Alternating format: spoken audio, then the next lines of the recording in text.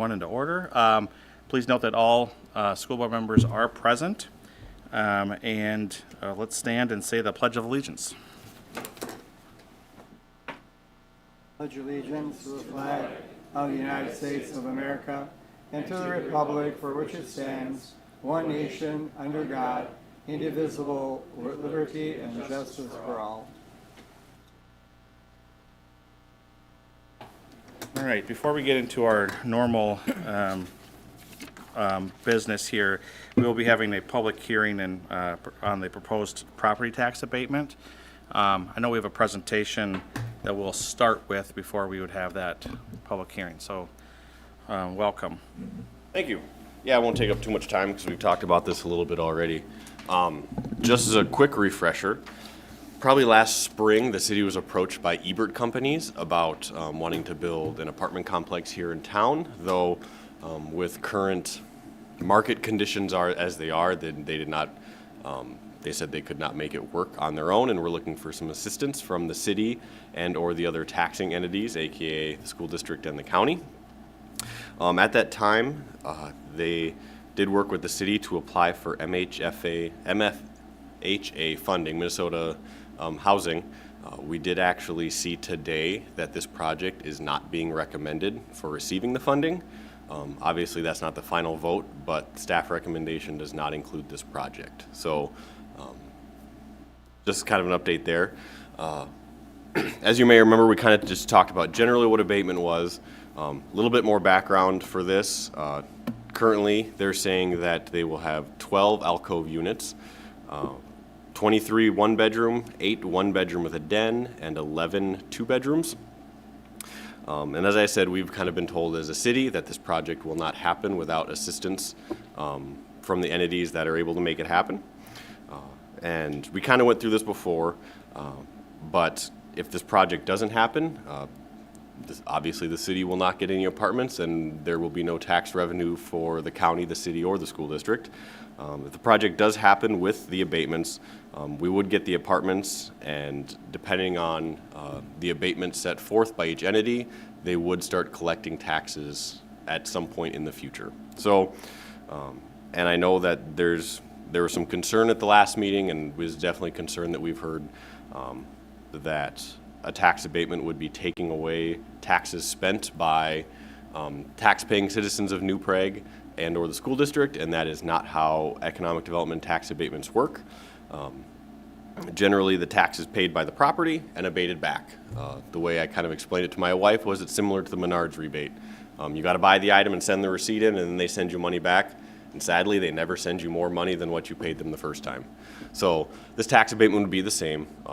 A way of explaining it would be if, and I know this number is way low, but we'll just say for argument's sake that if you were needed to levy $1 million to operate next year, you would, in this case, if you abated all of it, you would levy $1,015,000, because that $15,000 portion would be the tax paid by this particular property.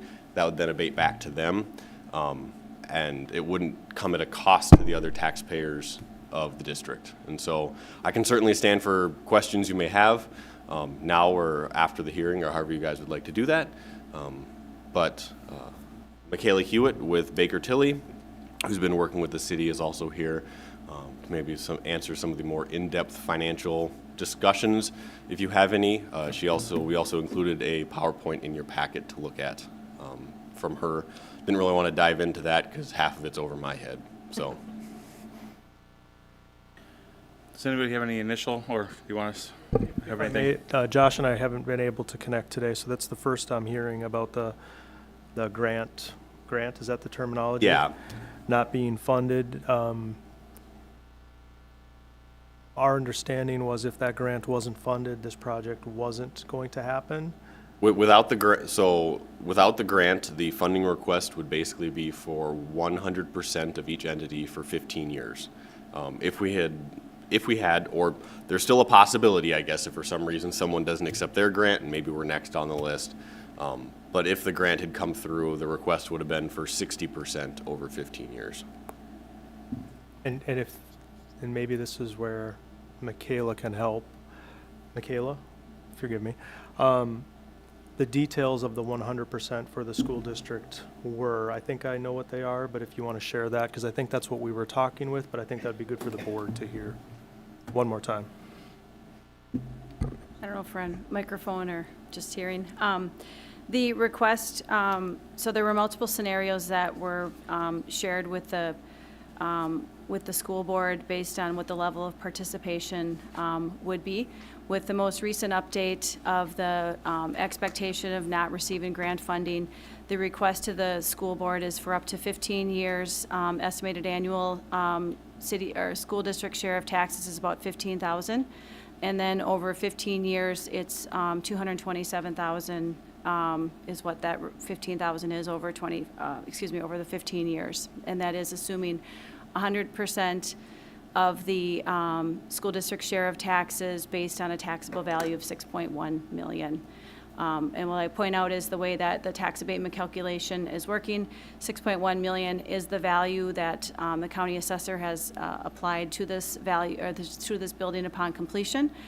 Total construction development value is about 13.5 million with a taxable value of 6.1. Based on the current share of tax rates, the school district share is the 15,000 and change.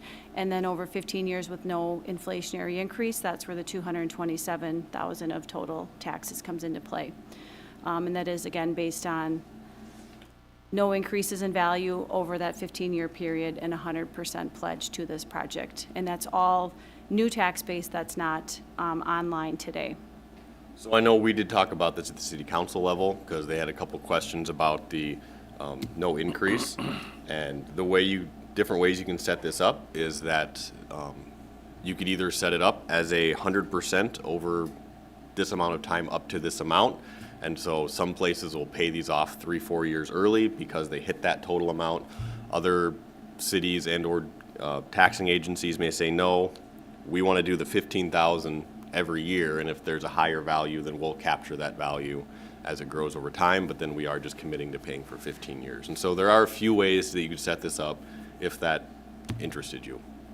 So just for fairness and discussion, then and I can be done. We had talked about the 100% contribution, $15,000 for 15 years. 227 was the number that we've talked about.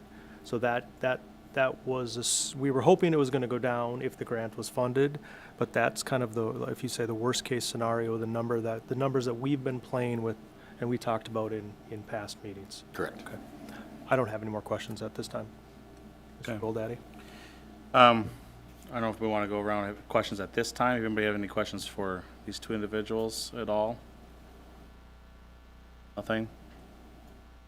Okay.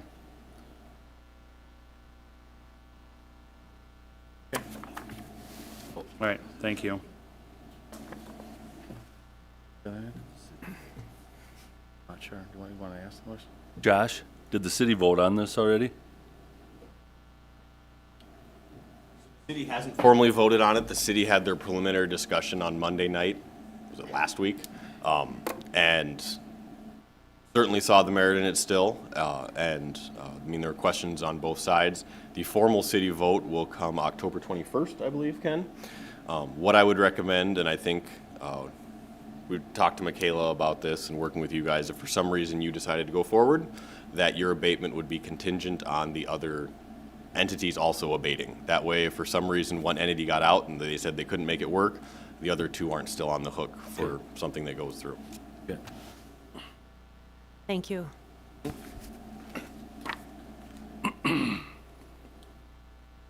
All right. Any other questions or comments, discussion on that? Otherwise, we would move it to the public hearing portion of the presentation. So, otherwise, I think we just have one individual who has signed up for the public hearing. So, your individual, Brian, is and before you go, I'll read through some of the rules. But you can step up. You're fine. So, sorry. So here is the public hearing portion of the meeting. A card should have been completed and turned in, which you did. Please advise that you'll only be allowed a maximum of 5 minutes to speak. Looks like you're the only individual, so no large groups that you're representing. Complaints or personal attacks against individual board members or employees in a violation of Minnesota Data Privacy Act are not allowed. Myself as chair at any time can determine whether the speaker is outside of these guidelines, and I can redirect the speaker. Chair may end comment for anyone not following any of the guidelines, or if the speaker persists after being asked to stop, the chair could ask the person to leave. So just wanted to let you know. Otherwise, you have 5 minutes to speak to the board. So, welcome. Great, thank you. I'm glad I don't have to go after any good speakers. So anyways, it's interesting that this could be a response to the city council, although many of them are here today, at least some people are in those meetings. But I'm on a school board, which is a little odd. I grew up in Shakopee. I moved there in 1994 from Wyndham. Shakopee was not much larger than New Prague is. Now it's about 13,000 people. And they had these incentives all the time.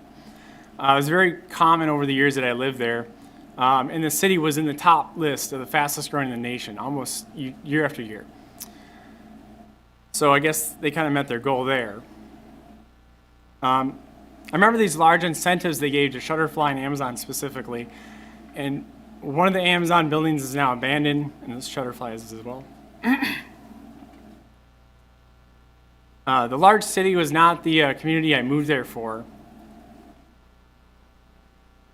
My sister left for New Prague in 2007. She was the first house into Tukulski Street.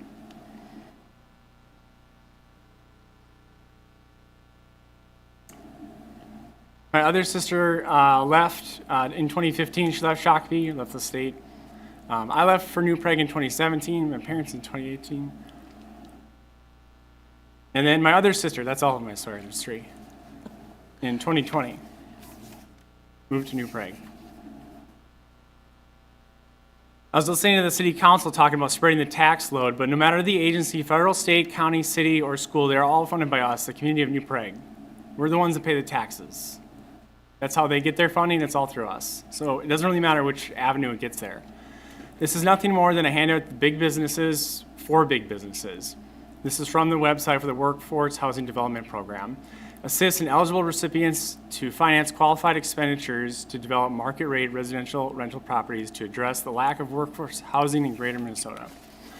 If incentives like these work, then it should be applied across the board to everyone, not just carving out special deals with big corporations that can afford attorneys to look for cities that subsidize their $1.2 million in financing that they noted in the city council meeting. This is a large commuter city. There are people here to take the jobs if the large companies need employees. This will make it even harder to get a job in New Prague and keep the wages down. My wife found that she had a job offers double in Lakeville and Shakopee than in New Prague, where she wanted to work.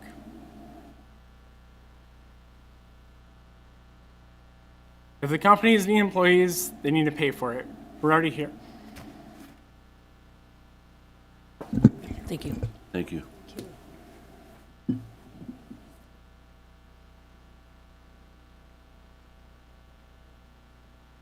I'm sorry?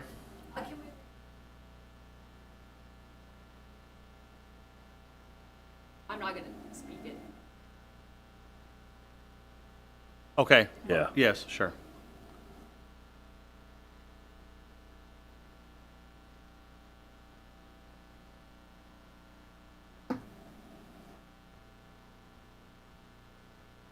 You want to make sure we get a copy for every individual to be able to read this? Or? Yeah, I think so. Want to make sure everybody has an opportunity to read this before we would vote.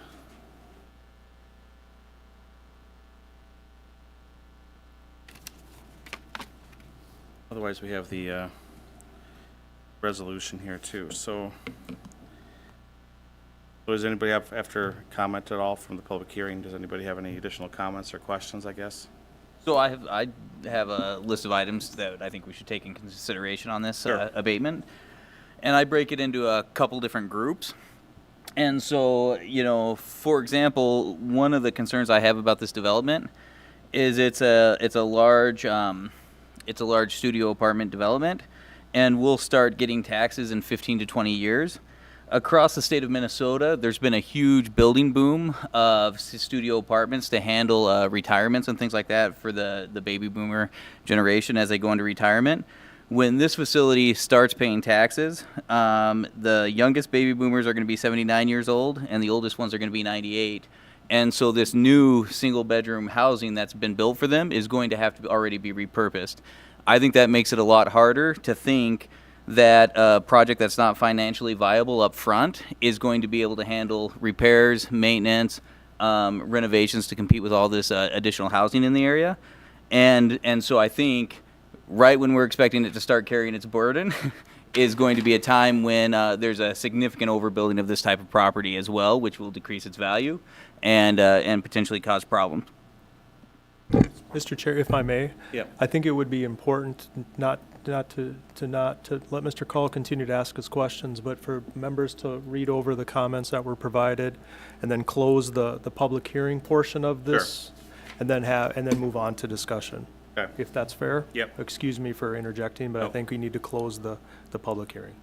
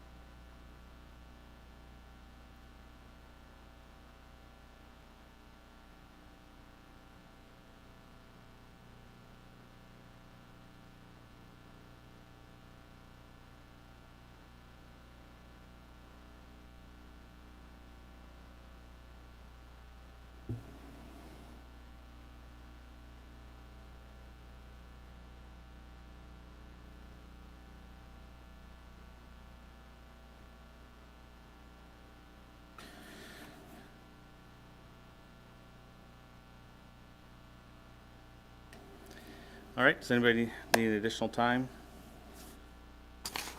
All right, not hearing any, I'd like to close the public hearing portion of the meeting and then move on to the discussion or comments portion of this meeting, so. All right. Perfect. So anybody have any thoughts on? We didn't do one to get it closed, or to go into it. That's why I couldn't.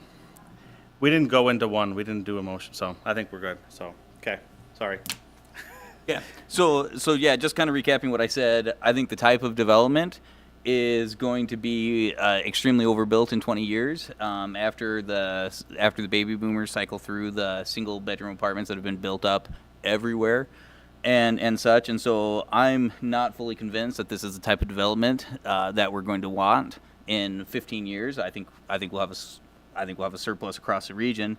And so that's one of my first areas of concern. Any thoughts or anything like that you want to talk about before or do you want me to open the list? I mean, I don't have unless, I don't know if anybody has any comments to that portion of it, but I mean, I feel like, personally, I would let the market determine that portion of it, and so the people that are investing, I know, I probably have my own opinions too on that portion of it, but I guess the people that are investing $12 million into this project is probably have done their market analysis, I guess, or I'd hope they would be. Right, and I agree, and I'm a big fan of letting the market decide, but that's not really what we're doing. We're saying that the market says this doesn't make sense, and we are going to tip the scale in the market in order to get enough capital invested in this project to make it financially viable.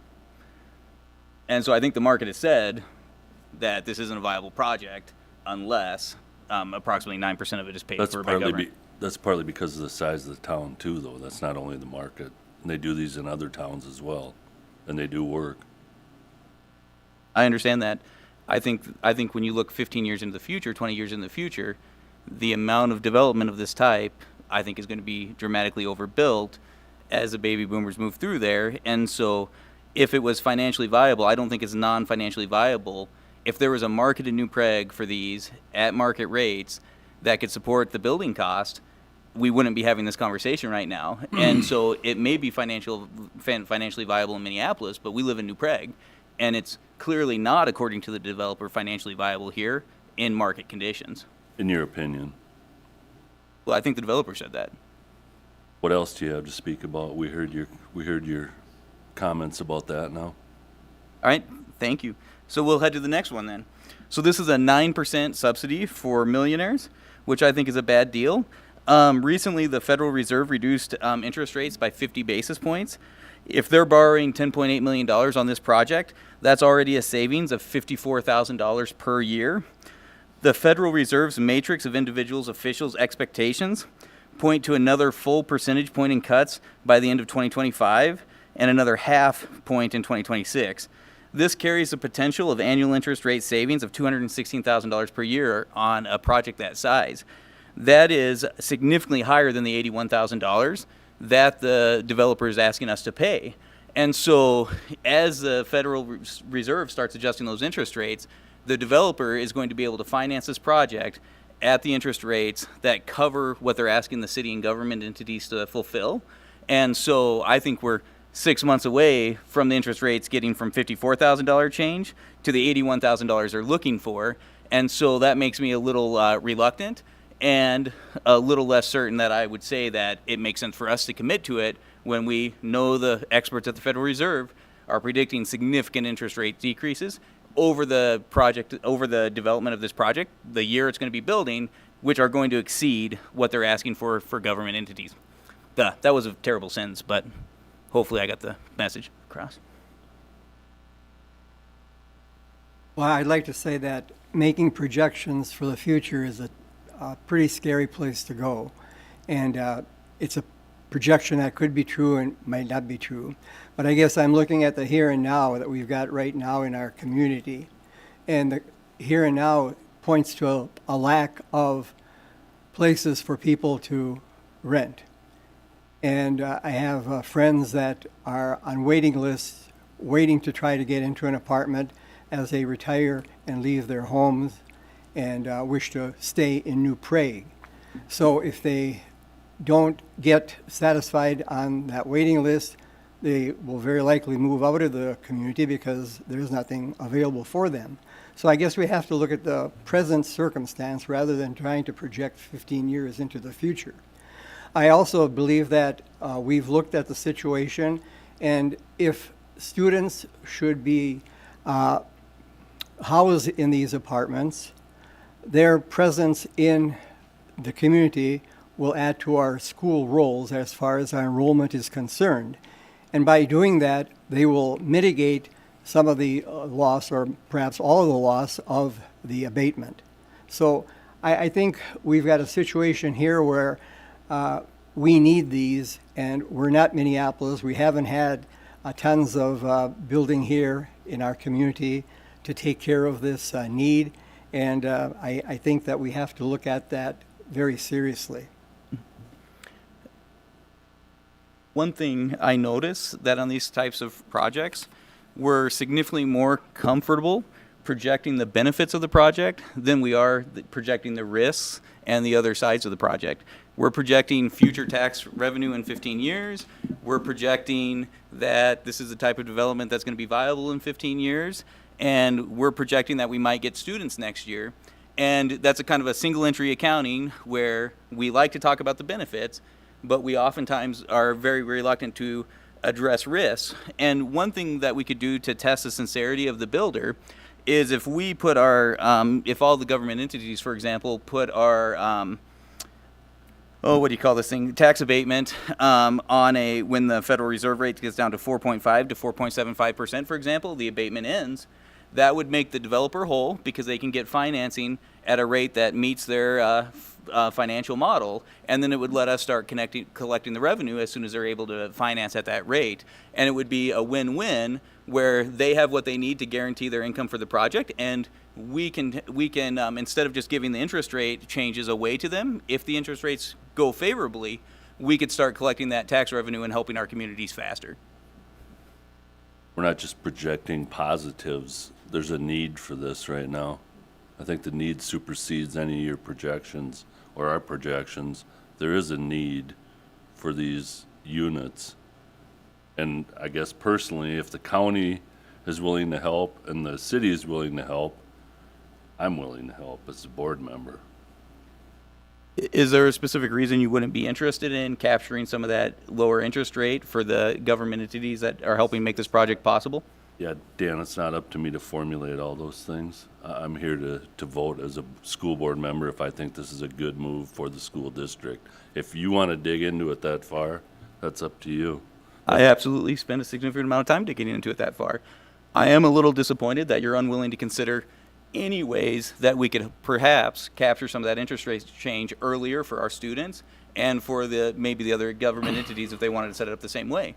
One thing that businesses can do and will do is they will go ask for a subsidy and pocket both sides of the benefits. If things go their way, they get to pocket an extra $216,000 a year, plus our $81,000 coming from our taxpayers.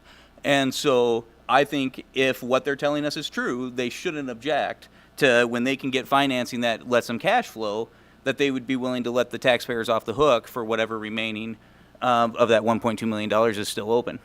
I'm not opposed to you working with the people involved in it, doing that, Dan. This isn't between me and you. Is there precedence for what you're proposing here? Has this been done, or has it been proposed in other abatement situations? This is my first abatement. I know that, but you said you did research on this. Has your research shown that this has been a viable option? Is it a possible thing to do? So in our contract, we give in section 3, we have the terms of abatement. And so there's some limitations that you can place in that law. And I would be surprised if there's a specific statutory limitation that says it can't be based on interest rates. But as people remind me all the time, I am not a lawyer, just an engineer. But I think it's something very well that we should be looking at, because if we decide that the need for housing is so urgent, an extra $215,000 a year to millions or billions of dollar corporation doesn't make sense if we can get that revenue earlier for us.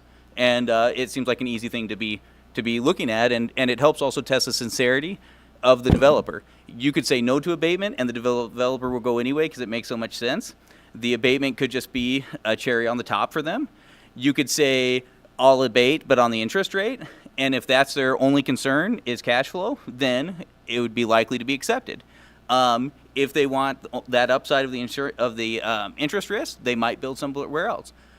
In negotiations, all of those risks go when you put contingencies on it. But I think protecting our taxpayers and saying, if this is really just about financing costs and cash flow, if you get into a position by the end of 2025, it looks like, based upon the Federal Reserve, they're the experts on it, where the interest rates are going, that they could be $216,000 a year lower than where their projections are today, and everyone could be a win-win-win. And when everyone wins, that's awesome.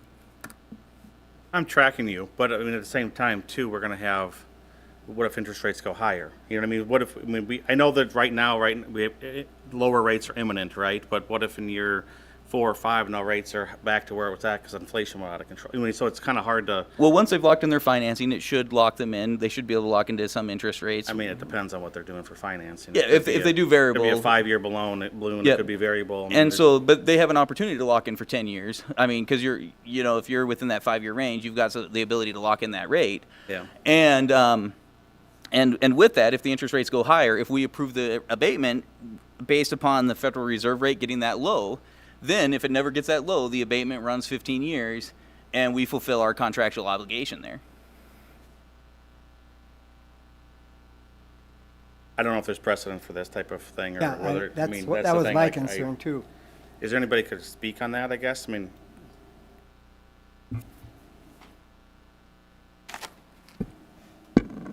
I guess I'd like to invite Sandy Lynn up as well, if you don't mind, Sandy. There isn't a lot of precedent, as we understand, and Michaela can shed some more light. It hasn't happened a lot in school districts. I think Sandy has that research, and so she can share that with you. So please go ahead, and then Sandy, if you don't mind briefing what we've talked about, just some of our internal discussions as well. I will give you the perspective on tax abatement, tax increment financing districts, which this is mirroring. The request of the school district is mirroring what a tax increment financing district would look like. However, in a tax increment financing district, which is capturing the incremental taxes to pay for, to finance a certain improvement, there is no request to the county or the school district. The city is able to make that decision and create that district. So tax abatement works the same, but different in each entity is asked to participate on their own. The reason why I bring that up is it's not uncommon for the facts that you're referencing as far as, what about future sales, future interest rates, future unknowns for what we're analyzing today. There are, it's referred to as look-back provisions that are included within an agreement, and the intent of the look back is to try to quantify what those unknowns could be at a future point in time. The hard part, of course, is when you're trying to define what those unknowns are in the future, you can't quantify everything that's unknown, but you can tie it to things that you know about, whether it's, if there's a sale, a change in ownership, they're not fulfilling the requirements of being a developer, paying their taxes. There's all kinds of things that can be tied to this agreement. And there can be considerations, I think it's a valid point that everyone's assuming rates are going to go down.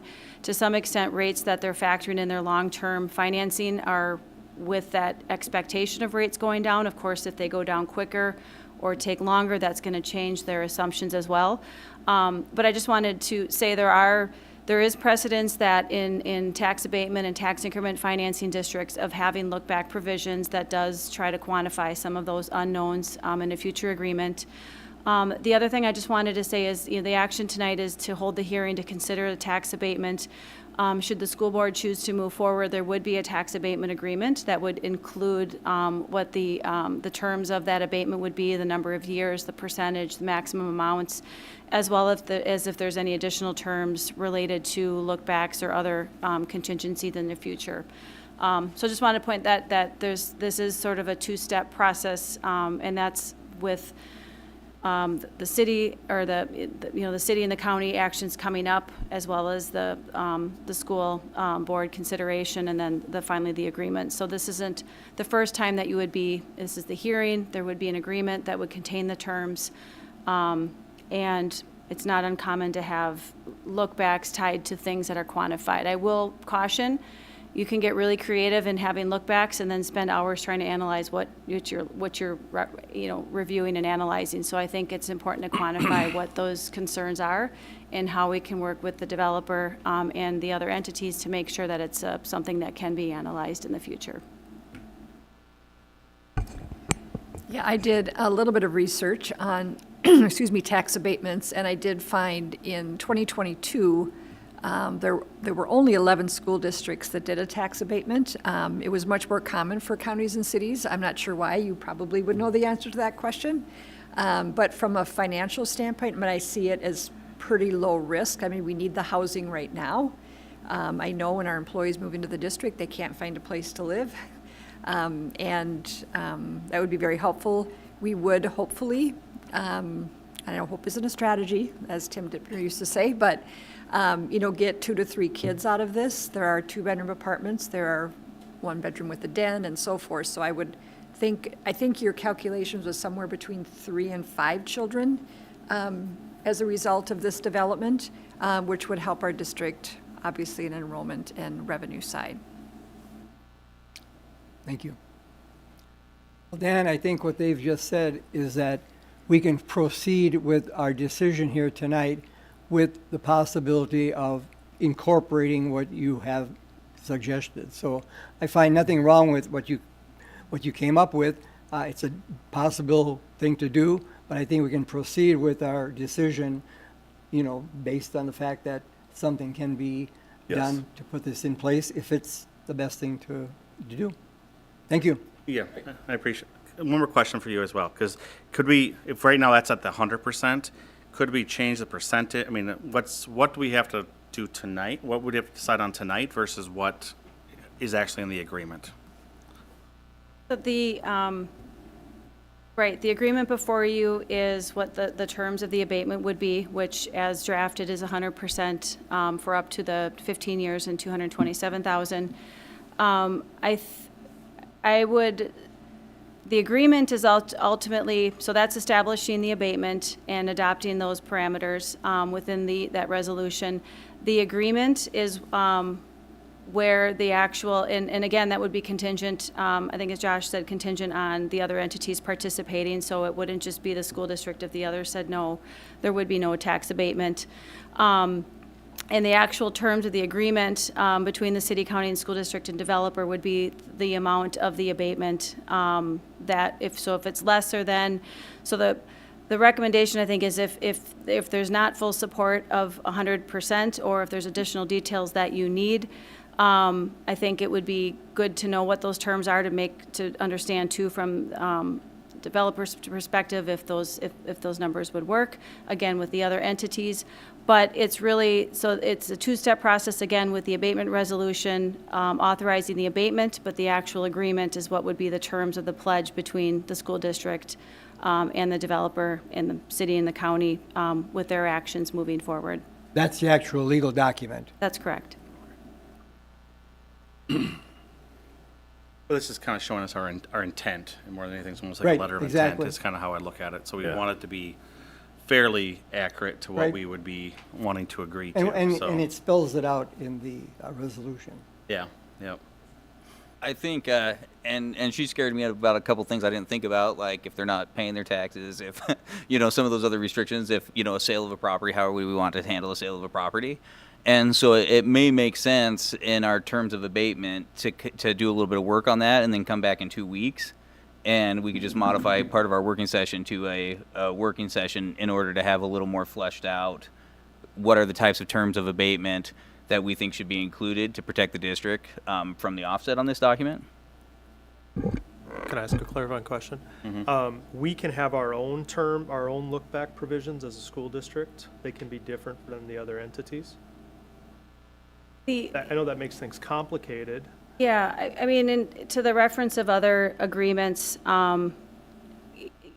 you could certainly have your own agreement with, so looking ahead, I mean, the way that we're looking at this is, again, it's an economic development tax abatement. It's based on the increased property taxes that would be generated by this development. That increase would be pledged over a period of times in a certain dollar amount and percentage. Typically, it's within an agreement. If it's an agreement between the city, county, and school district and developer, one agreement. However, you can certainly have separate agreements based on what that pledge of abatement, what the terms are. So if there are certain terms that the school district wants to include, it can be its own agreement and reference those provisions. So you can have it as a separate working document. We would just need to know what that document would look like and, ultimately where the pledge of those revenues would be. We were trying to streamline it with one document, meaning the city would be the primary driver of providing the abatement to the developer each year. But there can certainly be other provisions if the school district is on its own agreement with the developer, or if it's an agreement still pledged with the city, subject to these provisions being met. So those are things I think we can work out and see what makes the most sense, whether that can still be one agreement with your own provisions, or if it would be an actual separate agreement. It's more administrative is what you're saying. As long as the terms are that the school board approves, they would be worked within this agreement. And then if your terms are different than the county or the school, they are going to be different. You all have different tax rates and different, perhaps different standards. But I think we would just need to know what those terms are so they can be crafted within. And we wouldn't necessarily have to have those decided in 2 weeks because, that could be the will of the board, but the city isn't going to formally act on this until the 21st. So step one is really just, are we willing to enter into this discussion? Step two would be approving the formal terms. So you could decide to do this in 2 weeks, but you wouldn't have to necessarily do this in 2 weeks. Am I correct? And actually, I think it's 3 weeks because we don't have a meeting. Would be October 14th. Yeah, I think that might be a question for city staff as well, but I think it would be fine because the way it's structured now is the city acting last, again, just to understand where the other levels of participation are, because it's like a domino, right? And so they're trying to understand where they have to fill in the missing pieces. And again, this was all predicated as of different than 9 o'clock this morning when we were still hopeful for a grant. So the total financing package has changed a little bit to looking at the maximum, where initially we were hoping not to have to look at the maximum. So I guess to answer that, I think there's certainly a little flexibility on this, but at the same time, I know developers wanting to get some sort of answer one way or the other so they can hopefully start working on this before the snow even starts to fly.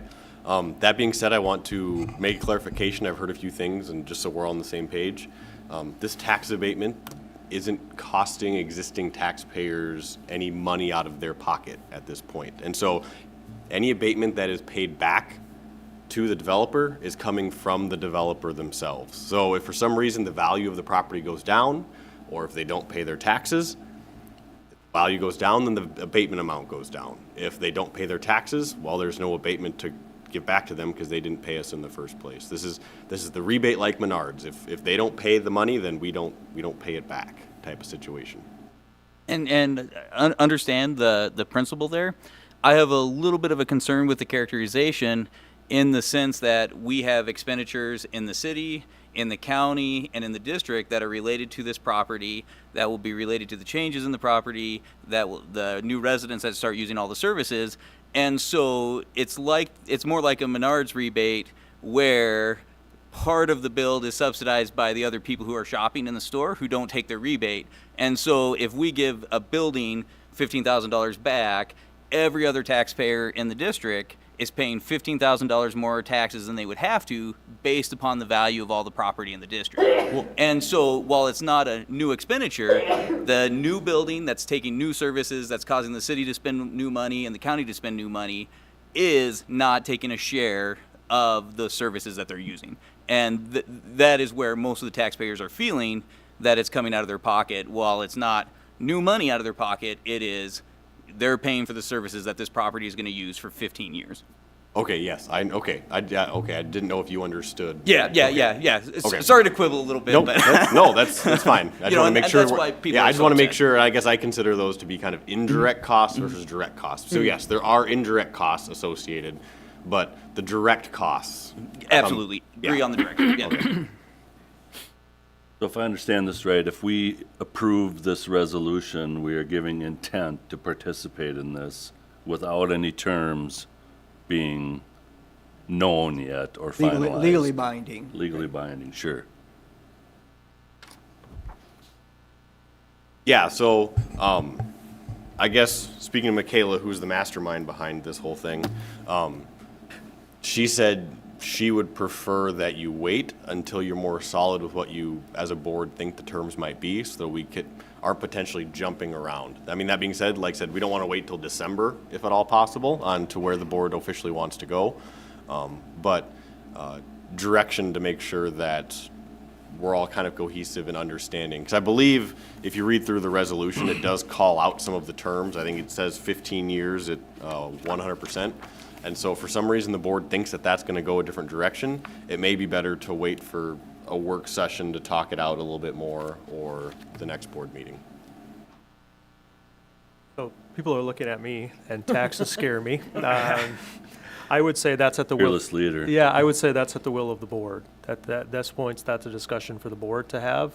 If they were ready to accept it as is with the terms that are there, or is the desire to wait and add some look-back provisions that we could either then share, we could either have our own, or, which makes it very complicated, I'm guessing, for the developer. And again, not saying that's a problem, but, or we could then share that back with the other entities that are a part of this to see if they wanted to join in on that. So, look As a at taxpayer in all three entities, I'd love for them to join in with us with better restrictions.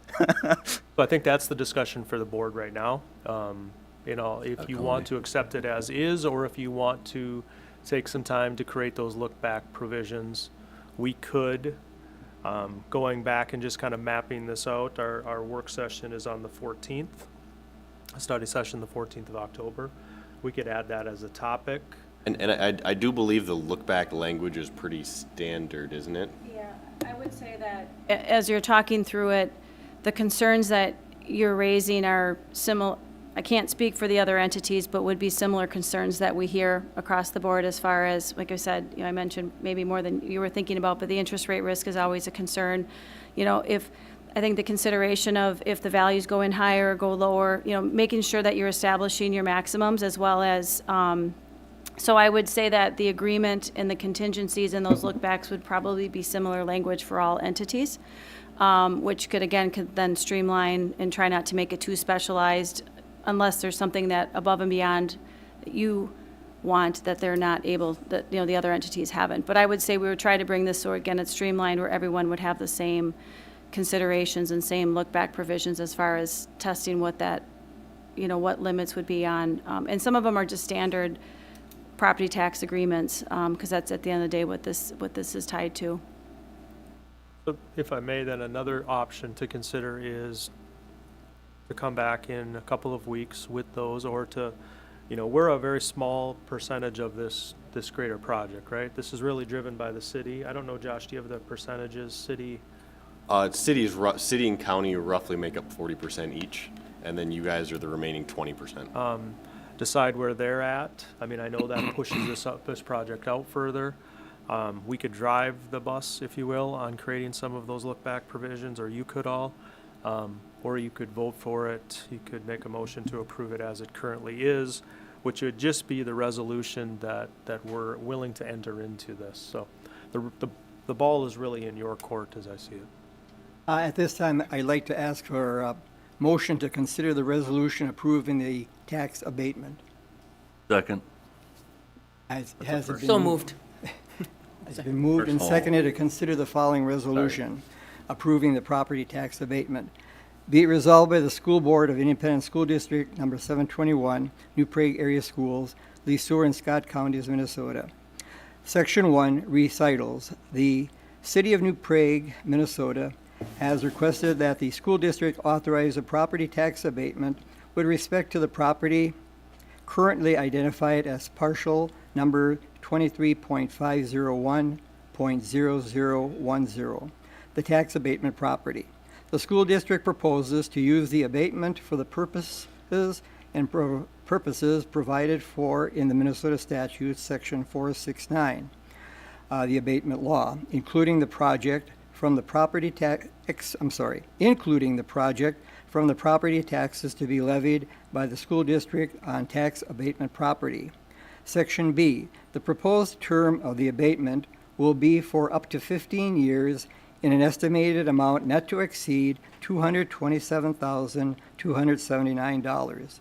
The proposed abatement will apply to a portion of the school district's share of the real estate taxes which relate to the construction of the project on the tax abatement property, and not the real estate taxes on the tax abatement property that relates to the value of the land as determined by the city. Section C, under the abatement law, the school district is authorized to retain abatements from property in order to accomplish certain public purposes, including situations where abatement will increase or preserve tax base, provide or help acquire or construct public facilities, help provide employment opportunities in the district, help provide access to services for district residents, or finance or provide public infrastructure. Section D, on the date hereof, the school board held a public hearing on the question of the abatement, and said hearing was preceded by published notices thereof in accordance with the abatement law. Findings of the abatement, the school board hereby makes the following findings. A, the school board expects the benefits to the school district of the abatement to be at least equal or exceed the costs of the school district thereof. B, granting the abatement is in the public interest because it will increase the tax bases in the school district and construct public facilities. C, the tax abatement property is not located in a tax increment financing district. D, in any year, the total amount of property taxes abated by the school district by this and other existing abatement resolutions shall not exceed 10% of the net tax capacity of the school district for the taxes payable year to which the abatement applies, or $200,000, whichever is greater. The school district may grant other abatements permitted under the abatement law after the date of this resolution, provided that to the extent the total abatements in any year exceed the abatement limit, the allocation of the abatement limit to such other abatements is subordinate to the abatement granted by this resolution. Section 3, Terms Abatement. The abatement is hereby approved. The terms of the abatement will be as follows. A, the abatement shall be for up to a 15-year period and shall apply to the taxes payable in the years 2027 through 2041. The school district shall transfer the abatement to the city semi-annually commencing August 1st, 2027 to and including February 1st, 2042. The school district reserves the right to modify the commencement date, but the abatement period shall not exceed 15 years. B, the abatement shall be subject to all the terms and limitations of the abatement law. C, the abatement may be modified only as agreed to in writing by the school district. D, the maximum amount of abatement authorized under the resolution is $227,279. And E, the abatement shall be subject to all the terms and limitations of the abatement law and agreement. Approved this 23rd day of September 2024 by the School Board of Independent School District Number 721, LeSueur, Scott, and Rice counties. How do you vote on this, Karen? Yes. Yeah, it Oh, doesn't have to I'm open sorry. for discussion? There, more discussion. Yep. So I would like to throw one other thing out there. I think it's risky to start approving things like this that has very legal language without giving them the clear guidelines of what we actually want long term. I have been contacted by more people on this issue than any other issue that's come before the board. People who have not ever contacted me on anything else, and all the contact has been unfavorable for this item. And so those are serious concerns that I think we should take into a little bit more consideration. And so I would move that we amend this resolution to say that we are going to determine what our other restrictions are, and we will provide them in an addendum or something like that if we are trying to pass it today. That was a really bad amended document as far as that goes. But Any other comments? will anyone second it? I think is the first question. Can you say it again? So if we try to approve this document today, I think we should amend the document to at least say that there are other restrictions that we will identify going into the future of the type of contract we're willing to enter into. I think that's been covered in our discussion. I think she said that it would be helpful to her if she knew what those restrictions were at the beginning of the process rather than late on in the contract negotiations, is what I understood her to say. Point of clarification, are you referencing this potential abatement agreement or future agreements? I think we should table it until we spend a little bit of time discussing what the terms would be for us. But if we insist on passing something today, I think we should amend it to say clearly inside the document that there are other terms that we will identify in the future that we want included But in a final contract. With, again, we point of can't amend clarification. something that we don't know is finalized. Point of clarification, is it terms based on this particular agreement or future agreements? So I think we have to get a clear idea on a board of what restrictions we should place on the abatement.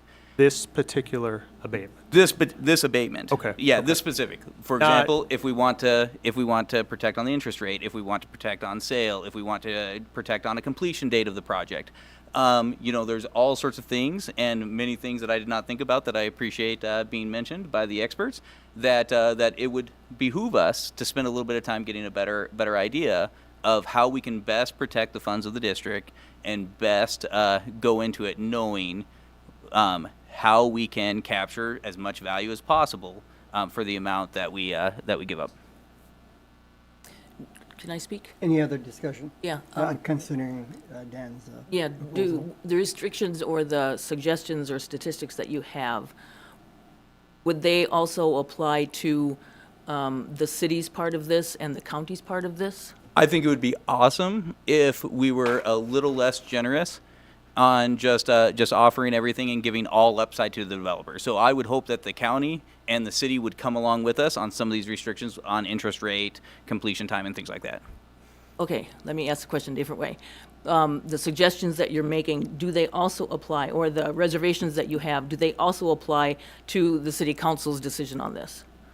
The city council has the authority to make their agreement any way they want. Yes. As a citizen of the city, I hope they would put more restrictions on, like we're considering, but they don't have to. But I think for the district's participation, we should be clear, and we should put some of those limitations on there to if we want to go forward with this abatement.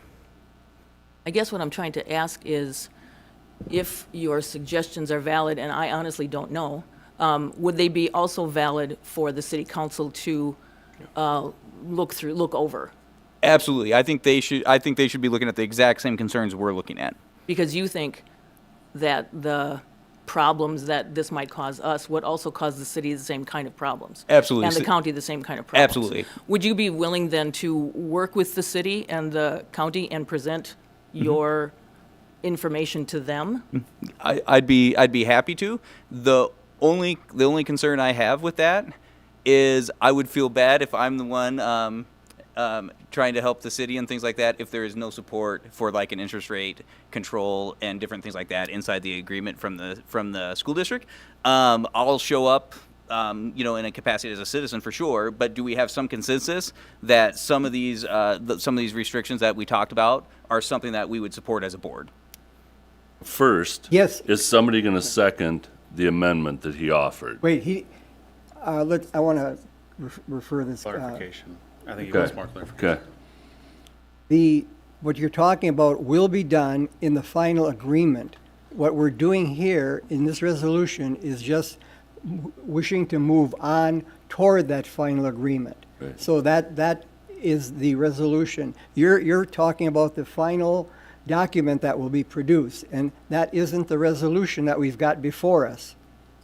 I agree that this isn't the final legally binding abatement, but I think the purpose of this document is to allow the other taxing entities, the developer and things like that, to know where the guide rails are in the entity that's trying to make the negotiation. I think And that's so, like, too much to expect. I think what we need to do is what our board intends to do, whether to go on further with this or not. That's what you're doing, is you're jumping a step, and we should not do that. We should take it step by step, and this is the first step that we should do. And I think what you're saying, it can be done, but it's not part of this resolution. Yeah. And I actually agree with that, because I think the final terms, whether that look-back period, so I have no problem with the look-back period still being discussed and negotiated in the final document. Like, what my issue is right now is actually the 100% versus the 50%. I'll just be honest, because right now I just learned about the other project not happening, knowing that now we are the worst-case scenario. So I have confidence that we'll be able to negotiate all of the extra terms of this agreement. So I think I'm fine with moving forward with this resolution personally, just knowing that those are the pieces that need to get worked out in the final agreement. Go ahead. Agreed. If I may, before Mr. Tetzloff jumps in, I apologize that you didn't have that information up until this meeting, because that's just timing, please know that. I think what I'm hearing Mr. Call say and what I'm hearing others say is that if you wished and you directed me to, I could work with representatives from the city and from the county to sit down and start to hash out what some of those look-fors could be. Bring those back to this group, whether it be in 3 weeks or something, to have more discussion about those potential look-fors. I would think it would be beneficial for us to have the same look-fors. I don't think we have to, but I think that would make this there's 3 different entities coming together on behalf of this project. So that would be something that if you directed me to do, I think Mr. Tetzloff and I would be willing to do that, and then bring it back to this group to have some more discussion. But again, that wouldn't have to be done before step 1, is my understanding. Does that make sense? Right. again, and taxes are really scary to me. So Yes. I'm doing my best to try to hear what you're saying, but also to not push this through, not whatsoever, to make sure that you have all the information. Again, I apologize that you didn't have that information about the grant funding not coming through before My- tonight. My interpretation of this resolution is we're not ramming it through. We're saying our intent is to participate We just don't know once at what we level. get some more information. That is correct. So this is kind of an intent to keep the ball moving. Exactly. An Exactly. agreement could come back before you, and you guys could deny the agreement and send it back to the drawing board entirely. Right. So this is certainly not the end. We've certainly heard your concerns, and it's not the first time we've heard some of those concerns. And so, yes, I mean, I would love to work with whoever the representative is to work with to make sure, because I would agree with you, the more consistent we can make this agreement, I think the easier it is for everybody. So, With that being said, Dan, do you still want to go ahead with your motion to table this? From a negotiating standpoint, things that are in black and white and things like that put you in a stronger starting point when you go to negotiations. And so I would spend time developing a stronger document with terms of abatement. And it doesn't change anything. Even if we come back in 3 weeks, we're still well ahead of the city, I think. And I think that, do we know when the county's looking at it? the county is like the day or two before the city, I believe. Yeah, so we'd still be an early mover on it. We'd put ourselves in a better, more clear position when we communicate with people. One of the things that kills deals is not being able to clearly articulate the terms you want from the start. And once you get further into the deal and we try to change terms, that is what kills So deals. is your amendment still on the table? Absolutely. Yes, So yes. do we Is have there- a is there- second? is there a Is second? there a second? All right, hearing none, then I think, is there any more discussion on this? Can I, maybe, I'm just going to give it a shot. Is it possible to table this? That's what he just made the motion. No, no, for. no, he wanted to put something else in, am I right? Did I Yeah, understand but that? I would love a table. I'd second that. Because we could table it, and we would still be ahead of the game, which is what you wanted. You would have a chance to talk to these two and explain what you think are the upsides and downsides. You could then take that, come back to us after you guys have figured all that out, and maybe then you could speak to whether this is a good idea or not, because certainly I Karen, that can't. could be done whether we table it or not. For sure? Yes, Of course, this Yes. is, it's in the discussion phase. yes. Okay, then I'm good. Thank you. Is there a second? Wait, What do we we're say? talking about yours or his? I'm not seconding his. There was no second. Second on the table. I had a heart attack. No, that's Hearing not gonna none. happen. Hearing none, Yep. we'll proceed with the resolution vote. Jean, Yes. go for it. Bill Eddie, yes. Yes, Yes. Kim? Yes. Dan? No. Danny, yes. Item passes 6-7. I already voted before. Oh, yeah, he did. Yeah. All right, moving on. Thank you, everybody who participated in all this. There is no open forum, no speakers that we've been alerted of, so we can move to that second. I would entertain a motion to approve the agenda. So moved. Second. Been first and seconded. Those in favor signify by saying aye. Aye. Those opposed, motion carries 7-0. I'd entertain a motion to approve the consent agenda. So moved. Second. Been first and seconded. Those in favor signify by saying aye. Aye. Those opposed, motion carries 7-0. All right, board committee reports. First off, Southwest Metro Intermediate School. Denny? Yes, we had our second meeting of the school year on Tuesday, the 17th of September. And at this meeting, we got into a lot of discussion about future plans with the new superintendent that we've got in place. He's setting his agenda as to what are the future types of roles that we'll be taking on as a school board. And we're setting up different committees to take care of those different types of goals that he's got for our district. So that was a very important part of the discussion. And one of the things that he has decided to do is to recognize more of the employees and more of the kind of good news kind of things that we are doing right now with Andy as well. So look forward to more of those kind of things in the future from Southwest Metro.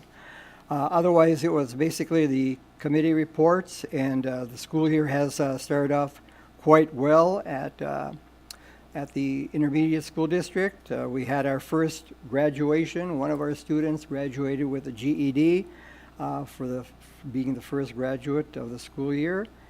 And let's see, that's about it. All right, good. How about CPAC? No CPAC meeting, to my knowledge, has been scheduled yet. Okay. Community Ed? We had a meeting last week. Nothing real earth-shattering, just everything is going well. They had a great summer. Tuesdays around town, fitness classes for the adults, some great history offerings, which are going to be continued, and defensive driving course for those of 55 and over is now 4 hours versus 8. I'll let you on early learning because I've got that info too. But Can I just jump in a community ed and just say something? I talked to, let's see, I was one of the people that got the Tuesdays around town kind of pushed through, and I asked Sandy Loxton the other day how it was going, and she said, in Memorial Week, Labor Day weekend, sorry, if they want to go on the bus, they're supposed to have their information in by noon on Monday, but Monday was a holiday, and so they assumed that nobody was going to do it. And Sandy got a phone call that morning saying, hey, where's the bus? And she said, well, we didn't order a bus because we weren't here in school. So Sandy got in her car and went and picked up this woman and took her to the meat market and took her to the grocery store and then came home. So I just want to applaud Sandy Loxton for going way above and beyond. She's wonderful. yes, and she said that they just need to let her know ahead of time, and they're having a little problem remembering to do that. Yep. But going well. Great. Early Childhood Community Coalition. No meeting yet. Our first meeting is tomorrow night. Okay, perfect. Joint Powers Committee. We met today. We're pretty much at status quo on financials. The losses are staying about the same. We get to spend $50,000 on some shiny new water heaters, which that's exciting for the locker rooms over there. Let's see. We've started certifying our own lifeguards now, which is a cost savings. And then a variety of new activities are coming into play. They're experimenting with stuff to try to get people to join and go for activities. And there's a 5% rate increase that's going out to increase revenue a little bit. Okay. All right, Equity Committee. Nothing. And District Advisory Committee. On that one. Do you want it, Mark, or do you want me to? No, go ahead. So District Advisory also met, and we got to know each other. That was the first meeting of the year. And then we spent a fair amount of time discussing the world's best workforce, which we get an opportunity to do tonight at this meeting. All right. And New Prague Area Education Foundation, no meeting. So, all right. Superintendent update and good news. Yes, thank you. It's homecoming week throughout the New Prague Area Schools, so lots of fun things taking place throughout the week. I want to call attention to the Hall of Fame banquet. I don't know if anyone was able to attend. It was I did. Kim was there, forgive me. Tuesday to Thursday, September 6th, there were 7 different groups recognized for service, alumni, and athletics. In service, we had Connie Tupy, Anne Marie Simon, and Patrick O'Malley. Alumni, Mr. Ben T.G., and in athletics, Simon Kala, and the 1973 and 1974 championship football team. It was really a great night. And again, it's not just athletics, it's athletics, distinguished alumni, and service, and there's a lot to be proud of throughout our school district, but that was a great night for those who were able to attend. And in light of the incident that took place on Monday with transportation, I shared some stats with you all, but I thought it would be important to share with others that we, how really fortunate we are with our transportation services. We have over 64 vehicles in our transportation services, from school buses to cars, minibuses transporting special education students. The fact that we own our own transportation services allows us to control costs, hopefully provide excellent customer service. We have 19 routes that service our high school, middle school, and St. Wentz, 7 routes for Falcon Ridge, 6 routes for Ravenstream, 6 routes for Eagle View, and these stats still amaze me. But our transportation services travels over 867,000 miles a year. They amaze me so much that I called Mr. Most, the Director of Operations, on my way here again to verify that. And he reminded me that it is indeed true. But it was an unfortunate situation that took place on Monday, and obviously we will never put anyone in a position where we don't feel they are safe for our students. But I also think the fact that we have that many fleet in our transportation services, we travel that many miles, and it makes me really thankful for what we have, and also thankful that at that situation on Monday, no one was seriously hurt. So I thought I would share that with you and share with the public as I shared with you late last week. That's it. All right, thank you. I have a little thing to say. We had Powder Puff football last night, and I was doing ticket sales, and I just think kudos to all the kids and the parents.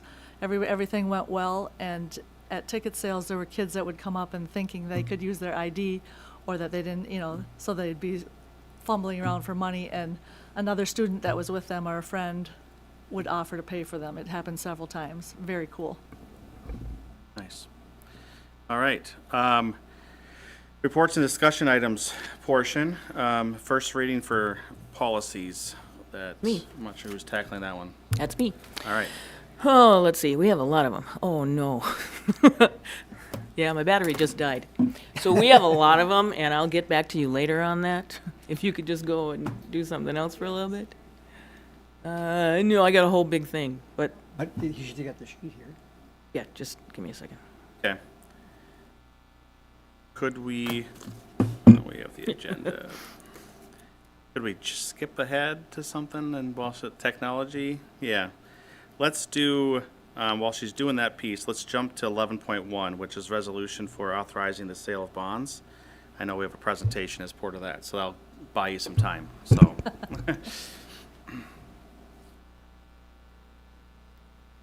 Well, good evening. Good evening.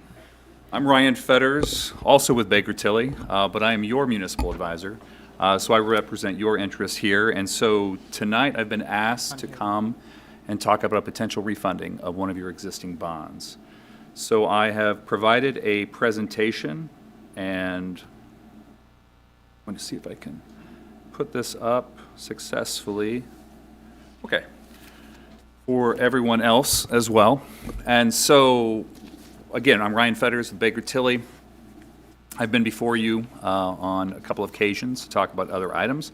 Tonight, what we have before us is an opportunity related to some of the things I've heard mentioned tonight with regard to the lowering of interest rates. When such things happen, it provides an opportunity for a district to look at its existing outstanding indebtedness and see if there's an opportunity to refund those bonds for debt service savings.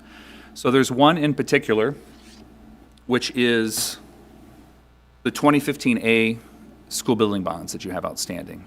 And so what we're looking at is in fact, you're going to make the first principal, or you would make the first principal payment on this in February.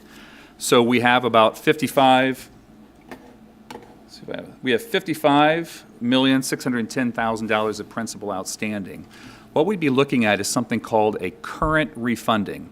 A current refunding is when we have the call date for these existing bonds, the 2015As. That call date, the date upon which we are legally allowed to refund for debt service savings, that is February 1st of 2025. So a current refunding occurs when you are 90 days within that. You close on a new bond, which we call the refunding bond, in this case our 2024A bonds, to take out the refunded bonds, which would be the 2015As. So the current, or the remaining refunded bond average rate is about 3.94%. And with the current market rates that we're looking at, and the Fed cuts we've heard talk about today, when in the bond market, a lot of that's already built in with expectations. So in the short term, using yields and pricing information from refundings and sales that I've seen in the last couple of weeks, I've refunded in a couple of scenarios here based on a true interest cost of 3%. So we're looking at the difference of about 3.94% versus 3% interest rate on a new bond for the term, the existing term of about 12 years is what's outstanding. So when we take a look at that, with an estimated closing date would be, so I have a calendar at the end of this, but we'd be looking at an October 15th sale potentially, with closing, so the sale date's when we lock in those interest rates. The closing date is when we have all of the legal documentation signed, and then the money goes to the escrow agent, who would then set it up in the fund that would eventually take out the old bonds. Okay, so we'd be looking at an estimated closing date of November, middle of November.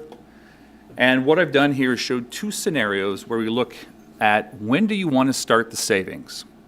So right now we are looking and verifying levies, getting ready to lock in levies for the pay 25, fiscal 26 year. And so we have two options. And so I've created two scenarios. One where the savings would start next year and pay 25, or one where we'd say, okay, let's keep the levy where it is. Let's start the savings and pay 26, which would be fiscal 27, and just to give you a comparison of how that would look. So if we were to do the second, the latter, in that case, you would be accelerating principal and have a little bit bigger savings that I'm showing here of a 3.4, it's not much difference, but 3.4 million roughly, 3.46 million versus 3.5 million. And I've got some graphs to show you what that would look like in terms of the existing debt. In either case, we're looking at, when we take a look at the gross, so this is gross debt service savings over what you're paying now over the next 12 years. If you were to refund the bond, you'd be looking at a debt service savings in aggregate of 3.468 million, roughly 3.5 million, either way you look at it. And so when one of the important statistics we look at when we're evaluating the efficiency of a refunding is to look at the net present value of the savings, which is a percentage that we look at. Anything really above 3% is good as a rule of thumb. You can do it less on a current refunding than 3%, but at 5%, that's a pretty good candidate to consider whether or not you should refund this for debt service savings. And on an average annual estimated savings, if you start next year, you're looking at about $314,000. These are estimates, they'll change a little bit, but I'm in the ballpark of what this would look like. And then about $350,000 if you were to start and wait the following year for the savings in pay 26, okay? And the way we calculate this and how we come up with this is your outstanding indebtedness. So we've got the 14A facility bonds, the 15A school building bonds we're talking about, and then your 18As and the 2020 As as well, which you'll make your final payment coming up in February. So in looking at this, we've got roughly, we start a little higher at 7 million of the remaining, but then also drop in your debt service as we move forward a little bit. There's a natural cascade. We'd be looking at level savings overall. So if we looked at the pay 25, I'll start here first. The pay 25, if you wanted to take the savings starting at pay 25, what you'll notice is we're taking level savings, equal savings in each year, and we're getting roughly $314,000 of savings each year.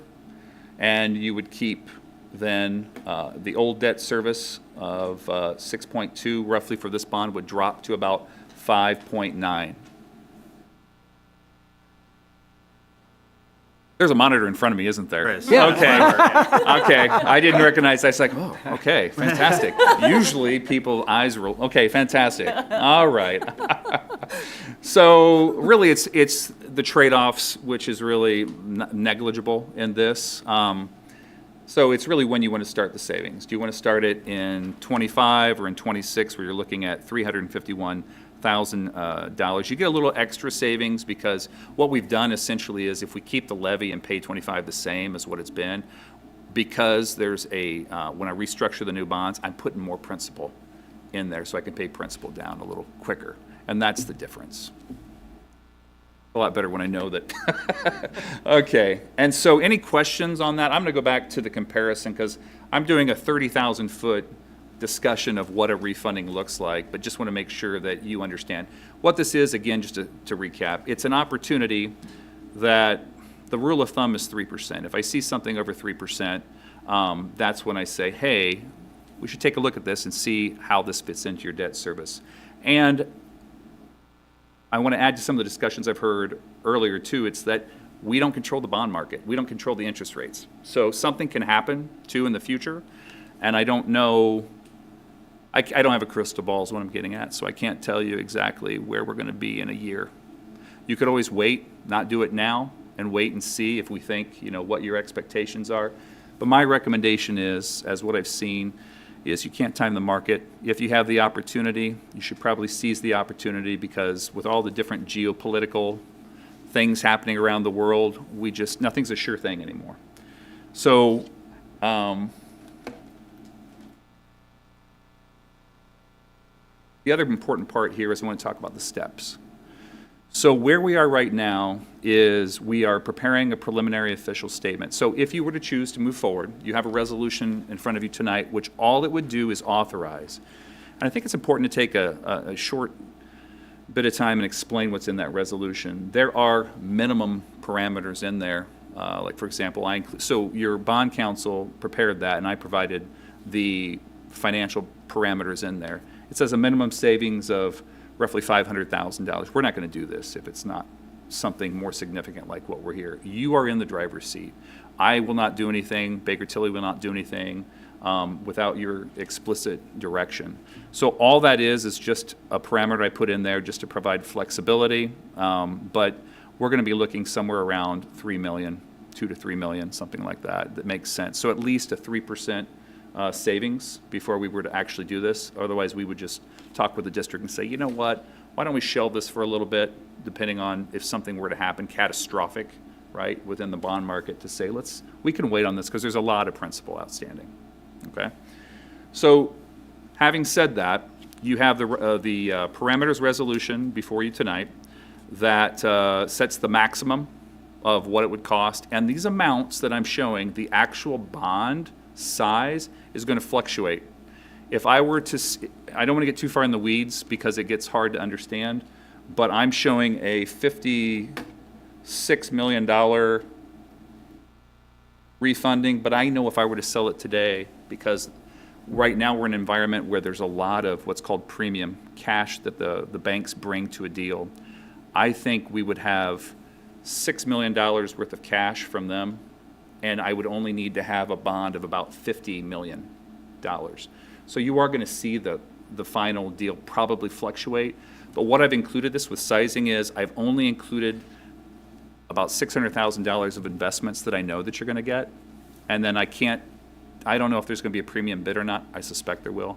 So I've gone on the high side to show you what that is. So do know that even though I'm saying you're authorizing $57 million, it's probably not going to be that. But in the end, when we take into account everything with the actual transaction, the savings is the same, roughly the same, okay? So you will see that number bounce. But back to our schedule of events. So tonight you have before you the resolution that would authorize that sale, and it establishes and appoints the pricing committee. The next important item that's going to come out is we are at Baker Tilly preparing and finalizing the preliminary official statement. That's the prospectus, the document, the bond document that talks about the financing, the particulars, all of the security for it, which is the full faith and credit of the district. It'll talk about the refunding program, and it will also then have in the back end of it all the particulars, the economics of the area, the enrollment, all the school statistics. And so we're preparing that right now, and that's the document that will be approved and goes out to both the rating agency so that they can do their due diligence on looking at the rating, but also to the banks. That will be the document that the banks look at to determine if they want to bid on this. So once that preliminary official statement goes out, which will be this week yet, we'll send drafts out. We'll also have already scheduled tentatively that a rating call if you should choose to move forward. So a rating call is anticipated to happen on October 2nd, and that's really important because that's our time to get in front of the rating agency and shine and show what the creditworthiness of the district is. So you currently have a rating with Moody's, and there's two ratings that we actually have. We have the rating of it's called the Credit Enhancement Program, the State Enhanced Credit Rating of Minnesota, which is an AA2. And then we have an underlying rating, so that's actually the district's rating of an AA3, okay, which is one step below, which is an outstanding rating. And what we want to do, our hope is, when we have this call with the rating agency, they're going to have a series of questions. They're going to look at your audits. They're going to look at the finances. They're going to look at enrollment and try and understand, with discussions with us, the story of the district. And I know recently you've had a affirmation of your rating. So they've already done most of the footwork already, and we were affirmed at an AA2, which is really ahead of most of your peers. So it's a great rating. And the purpose of that is to make sure that we put the district in the best possible light to get the lowest interest rates. So that letter grade, just like marks in school, that letter grade is important for your bonds and for what the ultimate impact would be for the debt service, a lowering, and the impact on the taxpayers. So after we do that process, we'll get a rating, and then we'd anticipate about a week ahead of the sale, sending the POS out to the banks, and then we'd have a competitive sale, an auction with the banks. And so on the day of the sale, anticipated right now to be October 15th, in the middle of the page here, at 10 a.m., the sale ends. We'll get all of the bidding information electronically that is done on an auction site, and then I'll, with my team, tabulate all the results and have a call with Andy and superintendent, and also Sandy, to take a look and see, here are the results, here's the winning bid, and answer any questions they have and show the savings. And so at that point, that's when interest rates would be locked in on that day of sale. And then we would have a ratifying resolution on October 25th. So your bond counsel will prepare a final resolution that shows all of the particulars of the transaction, and then you would approve that on October 28th. And then from that point, we start moving on to getting the final official statement and all the information that needs to go out rather quickly to the winning bank and to the federal government. So to put into place a refunding bond. So the final important date is November 14th, as I mentioned. That is the closing date upon which interest starts accruing on the new bond. And then at that point, we would be waiting for the call date of February 1st. And so in that escrow amount, we will put in just enough with interest earnings to take out the interest accrued up to February 1st, 2025, or 2025, and all of the outstanding principal. That's the exciting life of municipal finance. But the important part is, it is an opportunity, should you choose, to take a look at reducing the debt, so debt service savings, or debt service. I think it's important to note that, and I invite Sandy Lynn to come up and share anything else that she would like to share, that this is the first look at it for many of the people who are watching or in the audience, but this is something that we've been talking to Ryan and Baker Tilly about for the better part of a year. So this isn't a new discussion. I've shared some of this updates with you, though, so it's new to the formal school community. This is something we've been monitoring, and it would be the recommendation, if you're interested, to act on one of those different scenarios. And Sandy will share a little bit more, but this isn't a new discussion. This is something we've been monitoring for some time, as to be good stewards of taxpayer money, right? And so that's been our goal all along. Sandy, do you want to share anything else? Yeah, I think that, we have the option of doing the savings for our 2025 or 2026 levy, and Andy and I have talked, and we're recommending that we would go with the 2025 to offer the taxpayer savings as soon as possible, because a bird in the hand is worth two in the bush. And just I think it would provide it would actually flatten our levy out from last year. I'll be presenting the preliminary levy in a few minutes. It would actually flatten that levy instead of the levy increasing. While the long-term savings aren't quite as high, we feel it's important to give our taxpayers a break as soon as possible. Sandy, when was the last time that we did this? I'm trying to go back. It's been a long time. Been a long time, because of hasn't it? we've paid off a lot of our bonds, Yep. and I want to say the last time we did it was maybe in 2012 or so. It was a long time. Well, in 2020, you have these school building bonds that refunded the 12As. Yes, but Oh, yeah, that was That was the- 2020. That yeah. was only 4 years ago. Yes, yes, yes. Yep. And having said that, I would want to add too that I didn't mention this, but a good question sometimes I get asked is, well, did you look at our other bonds? We did. And so the other bonds also, just to make sure, they just don't go out far enough, and there's not enough to refund for it to be viable. So it makes sense to just leave those as they are. You go with the biggest savings possible. We go with the savings, and in fact, there may not actually be, we're talking $8,000 of savings before, and everything I'm showing in terms of, and that's overall. It was very minimal, and that was without taking into account the cost of issuance. So all the savings that I'm showing is net of the cost of issuance. I didn't mention that either. So that is what the school would, and again, those are all estimates, high estimates. I estimate high on all those. That was actually going to be my question. One of my questions was is that net of costs? And then Yeah. two, will this call feature be on the future bonds as well? So like if all of a sudden rates drop dramatically in the next. That's another great question.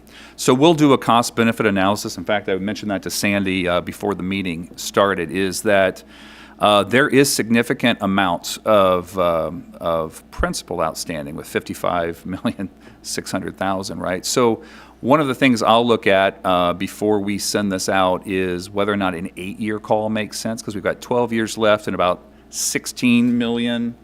I don't think I have, for simplicity, I don't think I have the total. I don't have an amortization of the other, but it's about 16 million because I looked in the last 3 years. So you pay for that, meaning that the interest rate's going to be a little bit higher, because for the bondholders, it's risk, right? Meaning if you're going to refund it, then they're going to have to find another place to park that money.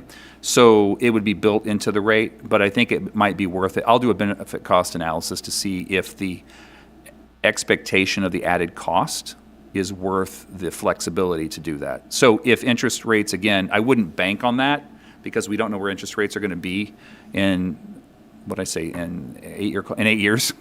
We don't know what the interest rates are going to be, but it's worth including it if it's not a terrible expense. Okay. Yep. Would it be safe to estimate that a 3% net present value savings is somewhere around 1.9 to 2 million on this? I didn't type do of the deal? math. You've got me in the hot seat right now. Yeah, probably. I cheated on the math, so it's probably Did you? It's wrong. probably, what you do is divide the outstanding principal by 3%, and that'll tell you what it is. You said 3%, right? Yeah, it's Yeah. probably, yeah. That's the rough math, yeah. But before, and that's a great question too. And so what we'll do is, before the sale, I'll run another analysis based on what I'm seeing in the market ahead of time. So the week before, the 15th, I remember if that's a Thursday or the Tuesday. You see, yeah, I figured we usually do a lot of Tuesday sales. So I would look at the results. There's not a lot of Monday sales, so I'll look at the results of the week before, run another analysis to see. And again, if we don't like what we get on the day of sale, we don't have to take it. So if something were to really sour, we're going to know. But I'm anticipating rates to be about where they are right now, since we're not that far out at all. So I'm anticipating a good sale and good participation because of the great credit quality you have with that A3 underlying rating, and then of course the A2 that every school district gets for the state enhanced rating. And then about what does it cost us to get to the point of offering it for sale, and what does it cost us to offer it for sale, and let's say it doesn't come back at 3%? How much money have we spent on our way through that process? So if roughly? we decided not to refund it, is that your question? Yeah, so I assume It's we're going to be the incurring- same, Well, I assume we're incurring some costs along the way here. right? Just a general idea, are we incurring $5,000 to get to the sale, or are we Ooh. incurring 50,000 or 100,000? So I have costs estimated on the high side, because I still need to have working group member costs involved in that. But I also include, it's another great question, I'm also including here a cost for the underwriter's discount, which is the cost for the bank. But remember when I talked about that extra money that I'm anticipating, premium of about 5 to 6 million? I would anticipate, what I'm seeing right now is that their fee is taken out of that, so it's a net, that fee doesn't exist. So, however, having said that, let me see what I've got included. So, I think that's a fair question. Yeah, we've got some bond council costs. We've got that bond, we have, yeah. that we've spent. Yep, bond counsel, municipal advisor, our fee, there'd also be a rating fee. I know that's about $46,000 for Moody's, so I have that estimate. What I'm looking at total here is, based on this right now, I'm showing $660,000 of fees, but I anticipate about about the majority of that, about 450,000 is not going to materialize. So the cost of issuance on the high side with all the working group members, I'm estimating about 212,000. The bulk of that 600,000, the 454,000, that's that underwriter's discount that the bank would take, which I've not seen them take a fee yet. That doesn't mean they wouldn't take a portion, and I'm calculating that at 0.8%. And I'm not seeing anywhere near that. In another way of saying that, that's $8 per bond of municipal advisor talk, but I'm seeing something much less. So I can't guarantee that they won't have a fee that's going to come from, but everything's sized on that. I'm anticipating, like I said, around a $50 million bond, and out of that $6 million, they're going to take, it'll be more than $6 million.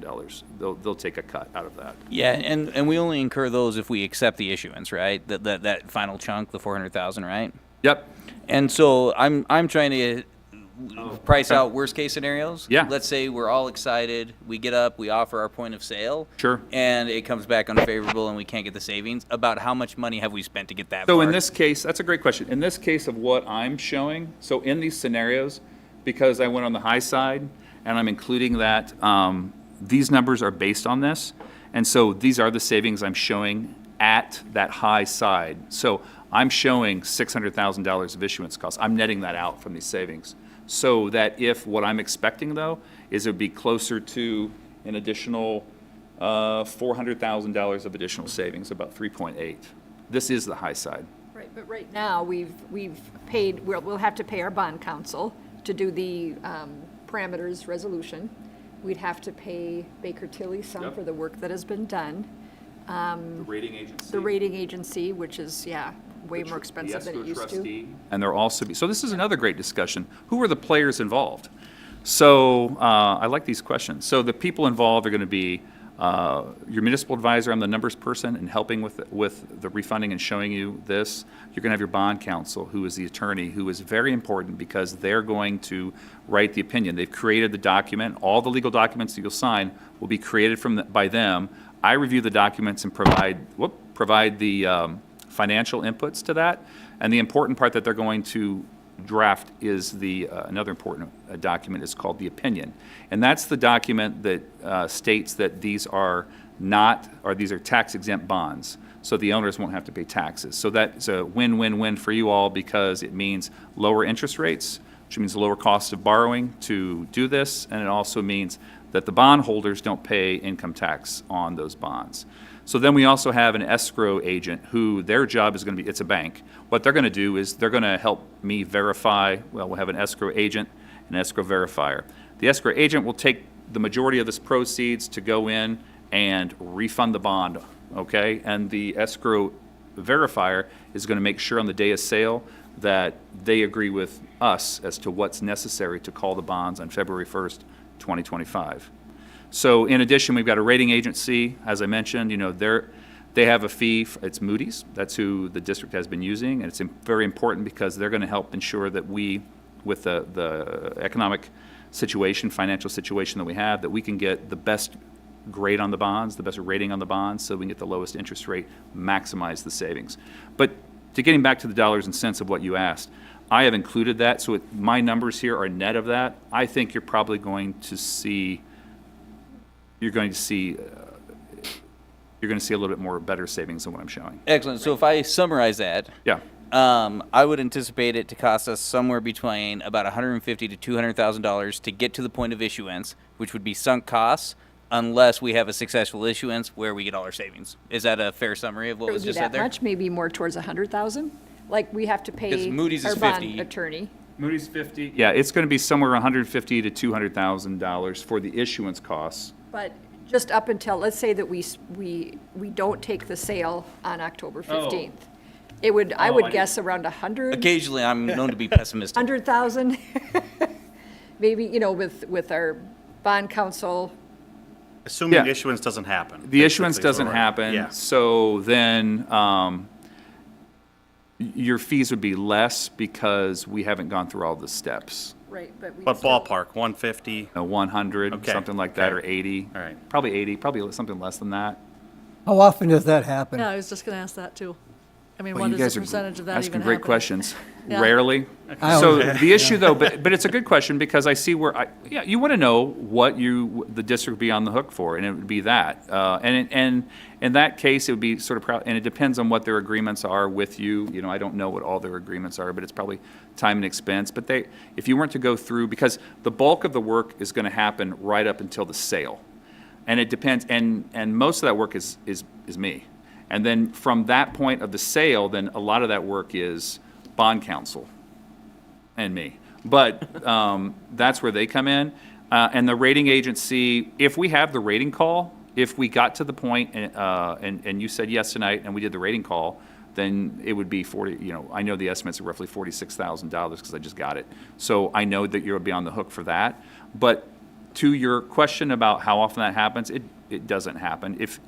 I mean, I would want to stop and not have the rating call, not have the district incur $46,000. If you were to say, you know, Ryan, hey, we appreciate the opportunity, but we're going to pass, then we would just stop and not do anything. Does that make sense? There could be some catastrophic event, I mean, that could Right. happen Oh. between now and 2 weeks from now, But what we would do is just say, okay, let's put a pin in it. Let's come back. We've already incurred these costs. We're ready to go. It's 90% of the way done. So what I do, and that's, in fact, this is part of the discussions I had with Sandy, is that this is one of those deals because interest rates were down, then they went up, now we're back down. We want to set it up, get it ready to go, and pull the trigger when the rates are good. Because you've got almost $56 million of principal, 12 years is a good runway. And I think that interest rates are going to go down long-term to some degree. But I think it's a valid question, but that's what would happen. You would not get a bill, you would probably get a bill from S&P, but the rest of them, you wouldn't get a bill until the bonds were sold. All right, thank you. Much as I've enjoyed this, I know I'm a left brain versus right. I'm sure there's some right brains in here just like dying right now. So thank you very much. But I would entertain a motion right now to, where am I at right now? We're at the resolution. Resolution, thank you. Go ahead. At this time, I'll entertain a motion to consider the resolution relating to general obligation school building refunding bonds. So moved. Second. It's been moved and seconded to consider the following resolution. Be it resolved by the School Board of Independent School District 721 as follows. Section 1, authorization. It is hereby determined to be in the best interest of the district to issue its general obligation school building refunding bond, Series 2024A, in a principal amount not to exceed $57,500,000. The proceeds of the bonds will be used, together with any additional funds of the district which might be required, to refund the refunding in advance of maturity and repay on or about February 1st, 2025, the redemption date, and all the portion of the 2026 through 2036 maturities of the district's outstanding $55,610,000 general obligation school building bonds, Series 2015A, dated originally as of August 20th, 2015. The purpose of the refunding is to achieve debt service savings. Section 2, solicitation of proposals, approval of the sale of the bonds. The district has retained Baker Tilly Municipal Advisors of St. Paul as its independent municipal advisor with respect to the sale of the bonds. Baker Tilly is authorized to solicit proposals for the bonds on behalf of the district on a competitive basis without requirement of published notice in accordance with the Minnesota statutes. In consultation with Baker Tilly, the superintendent or director of business services and any board officer are hereby authorized to approve the sale of the bonds and execute a bond purchase agreement for the bonds with the purchaser, provided that the par amount of the bonds does not exceed $57,500,000, and the refunding results in a gross savings of at least $500,000. Section 3, board ratification of the sale. Upon approval of the sale of the bonds by the superintendent and the Human Resources and any other board officer, this board shall meet at its next regularly scheduled or special meeting to adopt a bond resolution prepared by the district's bond council ratifying the sale of the bonds and incorporating the terms and conditions with respect to. Section 4, State Credit Enhancement Program. The district hereby covenants and obligates itself to notify the Commissioner of Education of a potential default in its payment of principal and interest on the bonds and to use the provisions of the Minnesota statutes to guarantee payment of the principal and interest on the bonds when due. The district further covenants to comply with all the procedures now and hereafter established by the Department of Management and Budget and Education of the state of Minnesota, and otherwise to take such actions as necessary to comply with this section. The chair, clerk, superintendent, or business manager is authorized to execute any applicable Minnesota Department of Education forms. Section 5, official statement. The Baker Tilly is authorized to prepare and distribute for the district a preliminary official statement and an official statement relating to the sale of the bonds, and Baker Tilly and the underwriter are each hereby authorized to use the final official statement substantially in the form and preliminary official statement, but with such changes therein as are required to conform to the terms of the bonds, and the superintendent and director of business services and human resources or any other board officer in consultation with and upon the advice of representatives of Baker Tilly and the bond council are hereby authorized and directed to finalize and approve such official statement and execute and deliver such certificates and to take such steps as are necessary to comply with the rules. Section 6, approval of the documents. The superintendent or director of business services and human resources or any other board officer in consultation with the and upon the advice of the representative Baker Tilly and bond counsel are hereby authorized and directed to negotiate, finalize, and execute the necessary documents in connection with issuance of the bonds, including but not limited to a bond purchase agreement and related closing documents and certificates. Expiration. The expiration provided in Section 2 hereof shall expire on June 30th, 2025. How do you vote on this, Dan? Are we opening it for discussion? I have an Absolutely. amendment on this one. And so I would amend Section 2 to say that the bonds do not exceed $57,500,000 and that the refunding results in gross savings of at least $1,900,000 instead of the $500,000 number. Any response to that? Yeah, you mean, we certainly could change it. Ryan is not going to advise us to take anything like as low as 500,000. I'm not sure why we offer such a large range, but I wouldn't want to do it for 500,000. I'd want to wait even a year, to see what happens if something terrible happened before now in the sale. I would want to wait and get those savings. So that, I understand why we're saying that, but I'm going to assure you that if you tell me that 1.5 million is the minimum that you want, that's the minimum we're going to do. So that parameter there does not obligate you. We can take anything above that savings, but we can't go below. And the purpose of this is just to do the bookends. But if you were to direct me, because I'm going to ask, what's the minimum savings? And Sandy says, well, we have to have at least 1.4 million, and I'm pretty sure we're going to get 3. But you say if we can't do it any lower than 1.5, I'm not going to do that. So the purpose of this is just to provide the limits and we're not going to extend that, but it was just for flexibility so we didn't have to come, if something catastrophic came up. But perhaps maybe in the next iteration that we do this, I won't go that low. I just put a number in there for that. But I'm assuring you with 100% certainty that because the problem is the timing of the ratification of this is that it's going to be the next month. And next month at this time is when the refunding is likely to happen. Does that make sense? Understand, but we can amend it for the 1.9 million and pass it tonight still, right? We don't actually have to type up the whole document and things like that. What's the purpose? So what's the the reasoning purpose is, behind it? if I vote for this resolution, and I think this is a good thing to do, if I vote for this resolution, I'm authorizing refunding in gross savings of at least $500,000, and I think the 3% level is the minimum we should refinance on. And so I can vote for a resolution that has all the parameters clearly defined in advance, but you know, this is a legal resolution saying what we're saying our minimum is, and we can always change it in the future. I understand that, but we should say what our minimum really is. We should say what we mean, put it into our legal documents throughout the entire process. And I think anything lower than $1.9 million might be tempting in the moment, but I think it's a less than the 3%, I think is generally a bad move for refinancing. Yeah, I'm not sure what our bond counsel would say about that, honestly. Have you ever had this happen before? I don't know what they would have to do in order to do that, because if we, I mean, so we can, I understand your point. And I just met you today.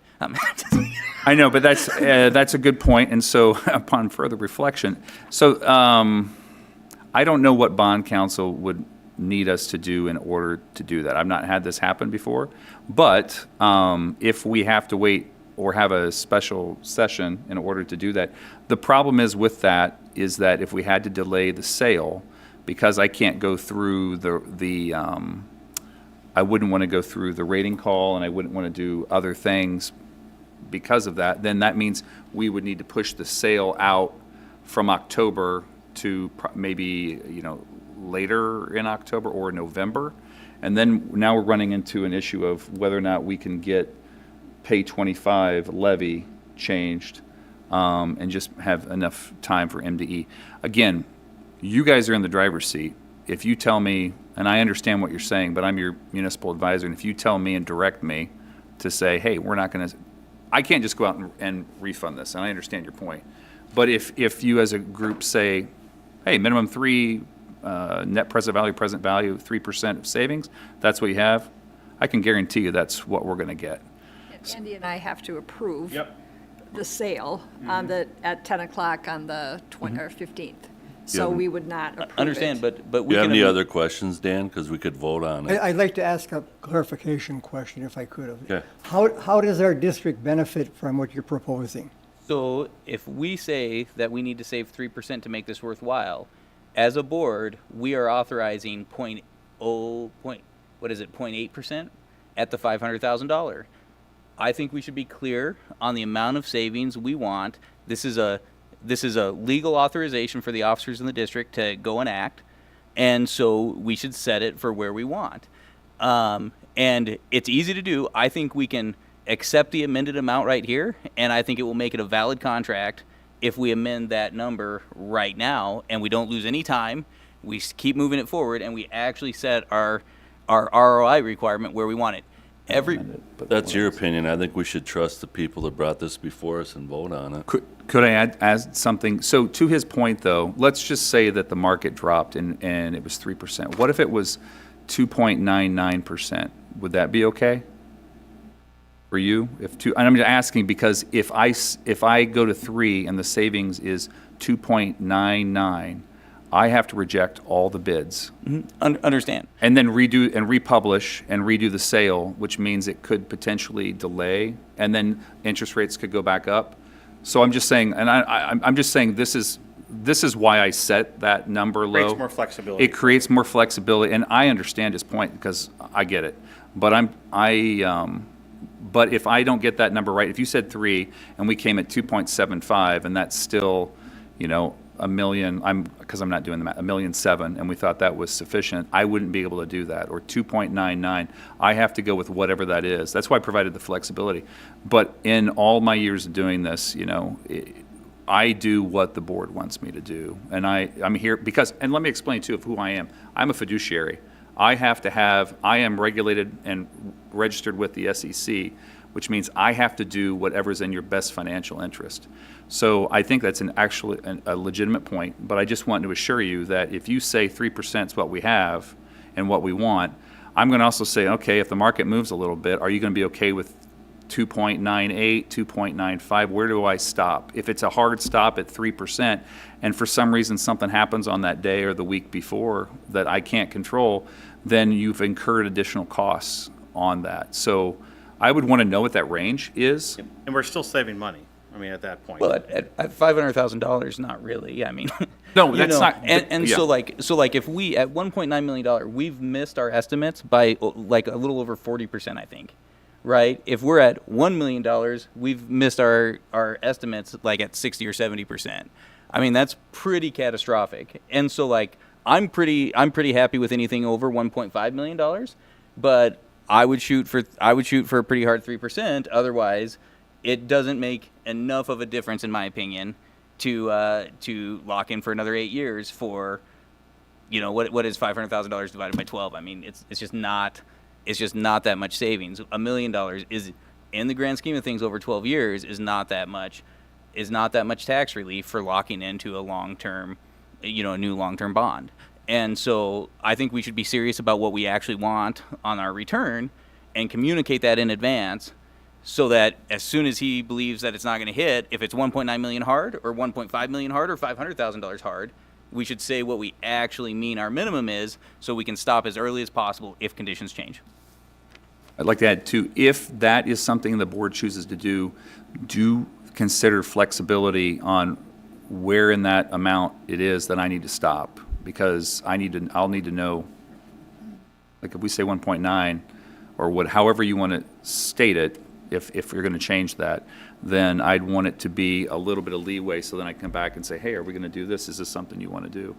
So again, at the end of the day, and I appreciate, you know, the comments, and I understand it, and I think I will take that into account the next time I put in a parameter, but I can assure you, if you tell me that this is the minimum, this is what you want to do, that's what it's going to be, because I'm regulated by the SEC. I have to do what's in your best interest above and beyond what's for me. So if the refunding doesn't work, I can't just do the refunding because I want to get paid.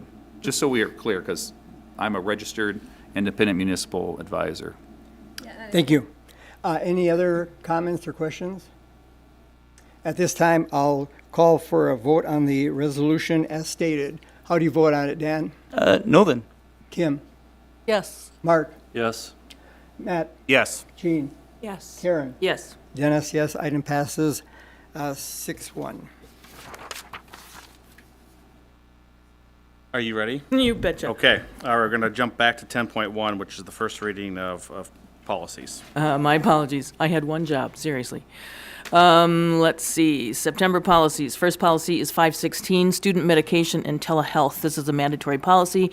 The purpose of this policy is to set forth the provisions that must be followed when administering non-emergency prescription medication to students at school. There are extensive proposed changes throughout this policy. There are some adds to new statutory provisions around telehealth and rearranges sections for clarity. Questions or clarifications on 516? Denny? None. Jean? No. Matt? Nope. Mark? No. Kim? No. Dan? Yes. Section 3A, 3C, it talks about an exception for the administration of drugs for drugs that can be administered where a minor is able to give consent. And I can't think of any example of where a minor can give consent for prescription medications that wouldn't require a parent approval. So are you asking us to look something up? Yeah, I'd be interested in what that means and what types of consent a child can give for treatments and medications. You'd like an example? Yeah, I think if they could give us a range of what that is, I was super surprised that a child could consent to any prescription medicine. 3AC3, did I hear that correct? Yeah, 3A, 3C, and the, it's not exceptions, I think exemptions maybe is the header. Okay. All right, and then in section D, it talks about exceptions for when the judgment of school personnel, including the licensed nurse, and it was unclear to me whether the school personnel and the nurse had to make the decision, or whether school personnel or the nurse could make a decision on as an exception, and so it was I was not fully certain. Okay. Anything else? Yeah, exclusions F and G, it has different rules for school and then athletic and activities that are outside of school hours, and so there's more permissions to administer drugs outside of in activities and sports, and I don't understand why they would be treated different with parental consent, notification, and authorization.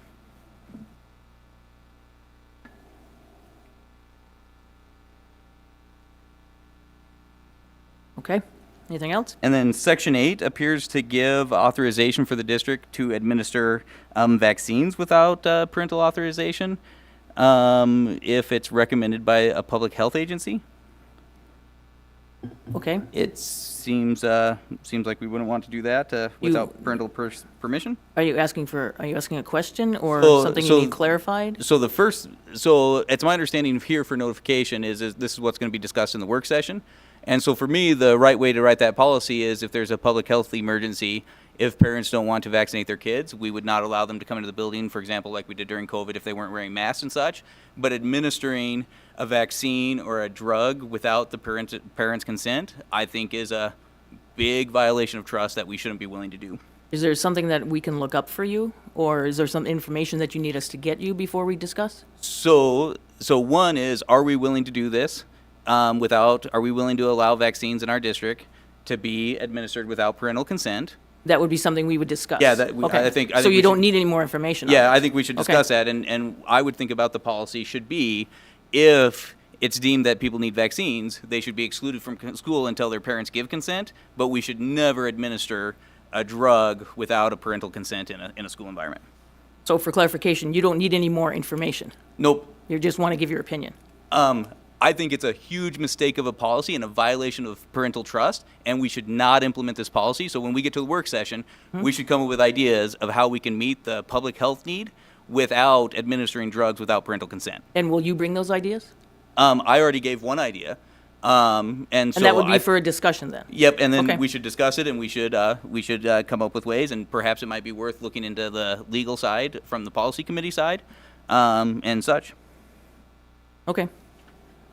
Anybody else? Are you done, Mr. Cohen? And then it looks like in item 4, in exceptions, it talks about allowing students to carry inhalers, but not their EpiPens.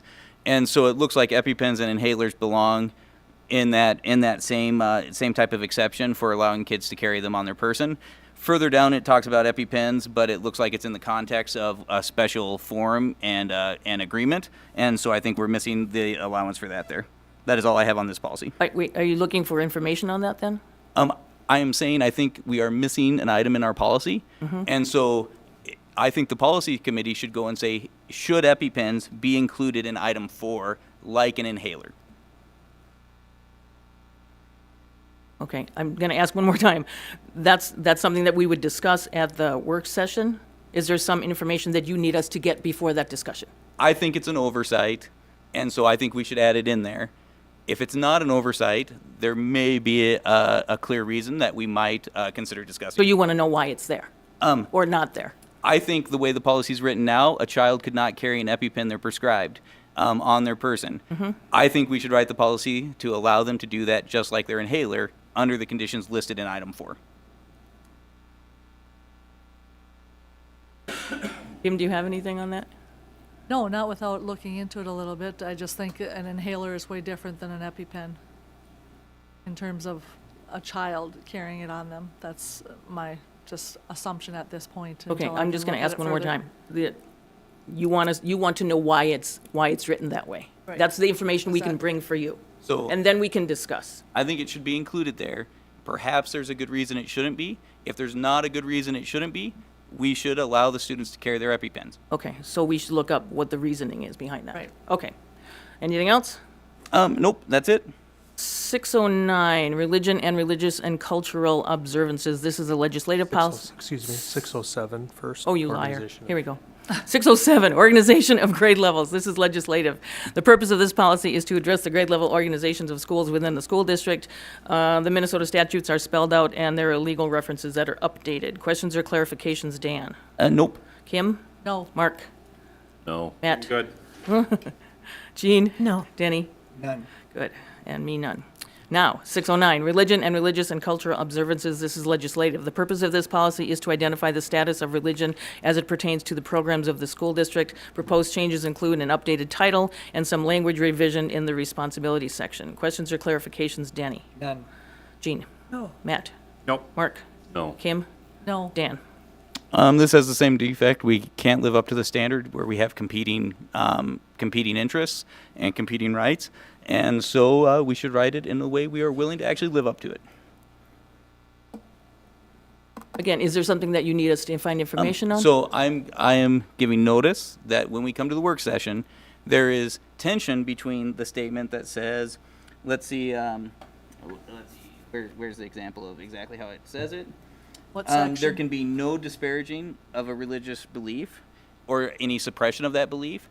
And we in our district have competing interests and policies that we use. So for example, we generally tend to push down a student's belief or other people's belief, and professionals in our school have called me mean names because I say things like, God created man in his own image. In the image of God created he him, male and female created he them. And that can be considered harassment and bullying in our district, but it is also a suppression and disparagement of religious beliefs to say it's bigoted. And so we have that tension that we haven't addressed yet in our district of varying beliefs that are not treated equally inside our space. So that's the item with this policy of where I think it's a defect, which we should continue working on until we hopefully come to a resolution someday.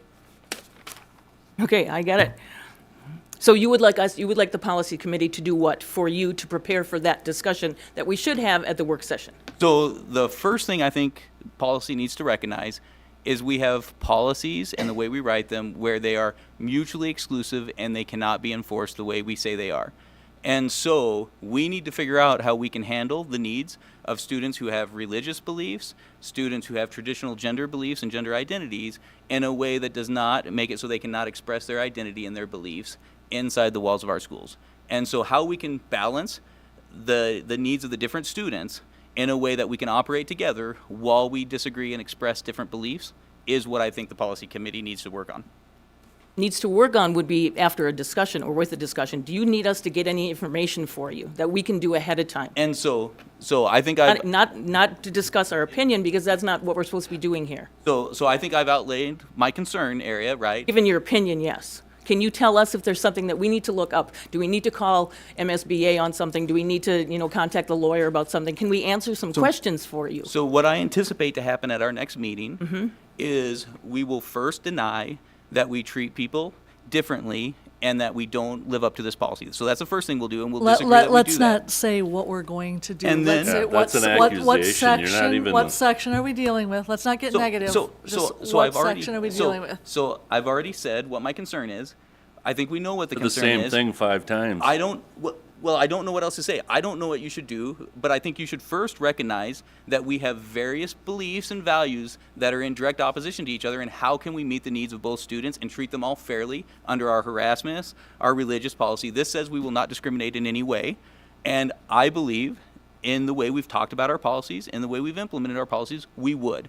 And so we should either say we're willing to, or we should write our policies in such a way we can live up to them. I think just as being on the policy committee and going through the policy procedure that we went through, that we all agreed upon, I think the problem that I'm having right now is that when we go through a first read, it's not to give our opinion on something. It is for us to say, do you have any questions that we can look up? Do you have any concerns about the policy that we can work on so that we can have the discussion at the work session, which is where the discussion, according to the procedure, is supposed to happen. Now, you're trying to give your opinion here, and it's fine. Your opinion is Given your- valid, and you can speak it as much as you want to, but this isn't the place for that. The Yeah, place for you've that is given for your you to help opinion us 5 out. times Hang on, repetitively, Mark, and you hang on, haven't said hang anything. Hang on. Can I finish? Go ahead. The purpose of this is for me to say, do you have any questions that we can answer for you when we get to the opinion part, when we get to the discussion part? Is there anything that you need clarification on in any way, shape, or form? Because obviously you have an opinion, but this is not where we're supposed to talk about that. So as we just recently stated, this is where we state our concerns with the policy. Yes, And so I stated my concern, okay. and I don't have any specific assignment or need There. from the policy committee. That's all we need. That's all That's we all we need. need. So, I Just am say stating- that without preaching to us like you like to do. According to Keep the asking me procedure. what I'm asking. No, All I can move do is on. repeat, Mark. He's Yeah, done. we got it. Right. Okay. Like, that's just my concern. Yep. Okay. That was 609. 614, school district testing plan and procedure. This is legislative. Purpose of this policy is to set forth the school district's testing plan and procedure. There are significant language changes proposed to this policy. Some text has been simply moved for better organization, but there is some new language also. Questions or clarifications on 614? Dan? Nope. Kim? No. Mark? No. Matt? No. Jean? No. Denny? No. Policy 801, equal access to school facilities legislative policy. There's an addendum to that. There's an application which is 801F, so we're going to talk about both of those. Purpose of this policy is to implement the Equal Access Act under federal law by granting equal access to all school facilities for students who wish to conduct a meeting for religious, political, philosophical purpose during non-instructional time. There are some language changes and some rearranging of bullet points to propose to this policy. Questions or clarifications on 801? Denny? Not necessary. Jean? No. Matt? Nope. Mark? No. Kim? No. Dan? 801 has the heckler's veto defect. Can you define that? And so it allows people who are not participating in the meeting in good faith to allow the school to cancel the meeting and deny access in order to provide, so it does not substantially interfere with the orderly conduct of educational activities. I believe, right, that the way we should write our policies, the concern I have is the people misbehaving should be the people who get punished. That it? Yep. I think I'm done. 802, crap. How many times? Disposition of obsolete equipment and material. Purpose of the policy is to provide guidelines for the superintendent to assist in timely disposition of obsolete equipment and material. This is legislative. The only difference is our legal references have been updated. Questions or clarifications on 802? Dan? Nope. Kim? No. Mark? No. Matt? Nope. Jean? No. Denny? And Now I'm done. Am I done? Yes, you're good. God bless me. It's been about a little over 2 hours, so does anybody need to take a 5-minute break before, because we still have a handful of additional items here that we have to go through, so. No, let's just get done. Anybody else? No, Anybody else? we're Put a good. time limit on each person's, the length they can speak. All right, so I guess we are not taking a break, so now we have the world's best workforce. Wait, Matt, did you need a break? Nope, Okay, I'm good. I thought maybe you were hinting. I don't know. I didn't But want to. anybody who does need to, go ahead and, go ahead, so.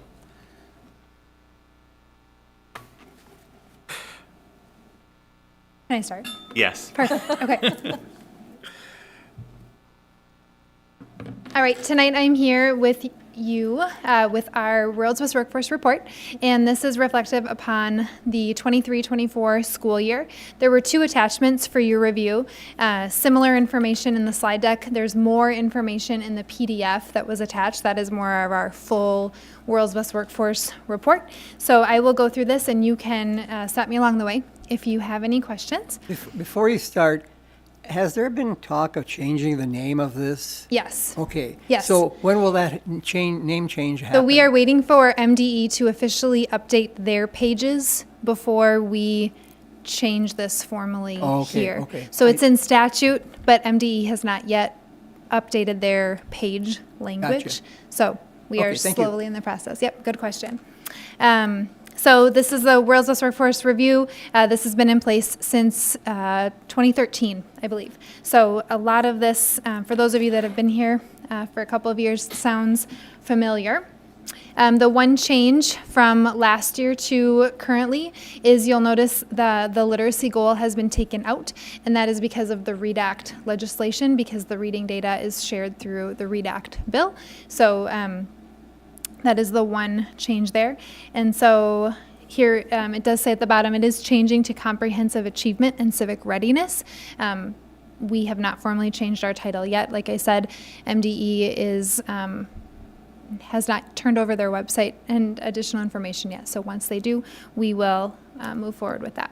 So goal 1 that is set forth by MDE is that all children are ready for school. So last year the goal stated that 98% of students entering kindergarten will have completed their early childhood screening by kindergarten entry or within 30 days, and we did meet that goal with 99% of our students completing that. some of the action steps here. And again, some action steps are similar to previous years, but there was intentional community outreach and recruitment to get that high screening number.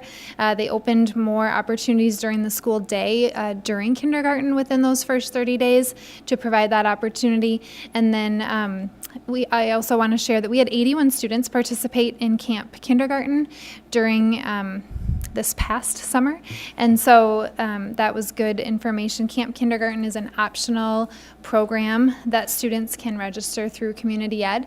And we have some of our licensed kindergarten teachers who do that at each site. So, and kids can enroll in that for a week prior to them coming to kindergarten.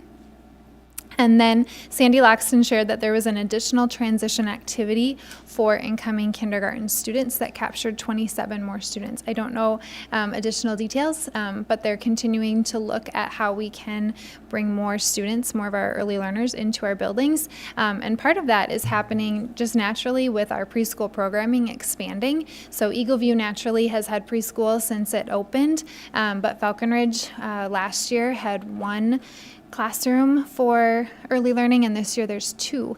And so we're getting more of our early learners in our K-5 buildings, and I believe there are plans at Ravenstream for next year, potentially in the works. So just continuing to look at how we can really be a really full E21 system.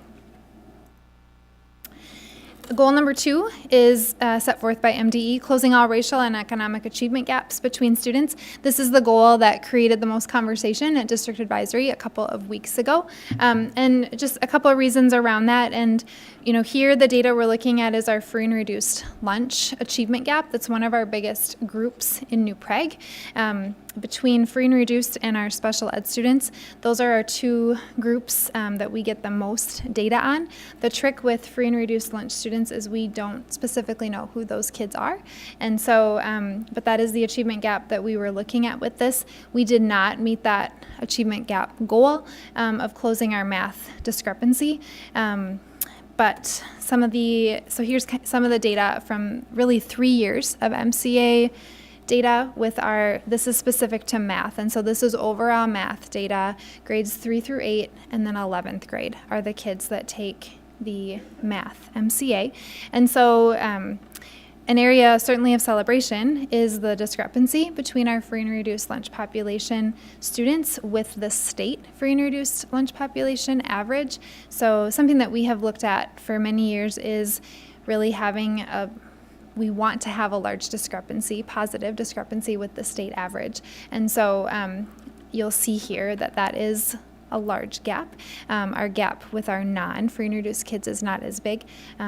However, that is definitely a celebration with our free and reduced students to have such a big discrepancy there. And then you'll also see some of the action steps that we continue to look at our buildings. And this is encompassing of some reading skills as well, but just refining our problem-solving process, and that's kind of the intervention process along with special ed referrals at all of our buildings, really utilizing our building psychologists to help with that and special ed coordinators to help along with our building administrators. Our admin team is continually looking at our student satisfaction survey data and reflecting on the needs that we're receiving specifically from our students. And then last year we had a student success coordinator along with building social workers that were really looking at student data and trying to fill in holes as needed, both with math and also other areas of the day. We also had last year K-8 intervention support built into the school day in both literacy and math. And then high school math intervention has a unique model that they've had for now a couple of years where every period of the day there's a licensed math teacher that is available in the upper media center to help students with math instruction. And so that's something unique that they have had and do have again this school year. Are students assigned to those No. interventionists? They can go when they want? Correct. As they want? Okay. Yeah, so maybe they have a study hall, they can get a pass to go there. They can also get excused from a different class that day depending on what they're working on. So it's a unique way to look at the schedule and utilize our math teachers as well. So And then goal number 3, all students are ready for career in college. And this is the goal that kind of got the Ed Services Department probably the most excited last year, and continuing to work on it. And this is because we really kind of changed up the goal in this area, and we worked on, and we're continuing to work on Profile of a Graduate. And so some of you were involved with that process through district advisory and also when we presented earlier, but we do have our template created, so that was very exciting to accomplish. And we will continue to work on our Profile of a Graduate this next year. And get more of the details worked out. But nonetheless, it was neat to have that discussion begin, and we have our principals really involved with that process and how that will kind of formulate maybe some of the decisions in the future. And then also new last year was our 8th grade students completed a career interest inventory through MCIS Junior, and that was new at our middle school. And so they completed that in the spring, and so we will continue to allow students to take that this next year to try to give them a little bit of data. There's not a lot of flexibility in a freshman schedule, but we want them to have somewhat of that data so they can maybe guide some of their choices as they're planning for high school. So here is the Profile of a Graduate logo with our 5 kind of key areas. And so the work this next year, and the goals are at the end of this presentation, but what we're going to be working on with district advisory and other stakeholders is really identifying what these 5 quadrants mean and how they will look at all 3 of our levels. So, and we're not going to be specific. Each grade needs to measure all of these, but really looking at the elementary level, what does collaboration look like? At the middle school level, what does it look like? Maybe what's an activity that they're engaged with? A specific activity that we've talked a lot about recently is the 5th grade experience to BizTown through Junior Achievement. And where does that fit in here? We know it fits, and it might even fit in a couple of places. And then the extension of that is this year, our 7th graders will all be going to the 7th grade extension of that, which is called Finance Park. And that will be through Anna Borwich's 7th grade STEM class, and that will be happening in January. That will be another piece that we will identify what quadrant is that really meeting.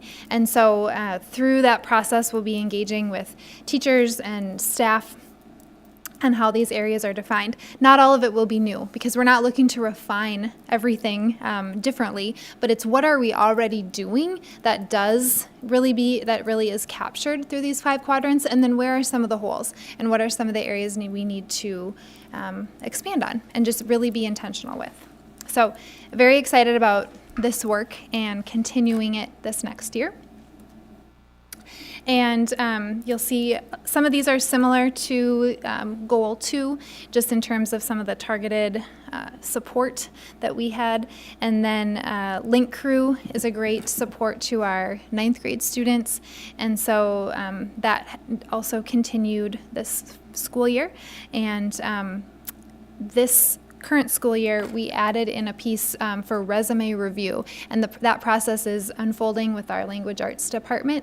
And so again, just getting some more intentionality around college and career with our students.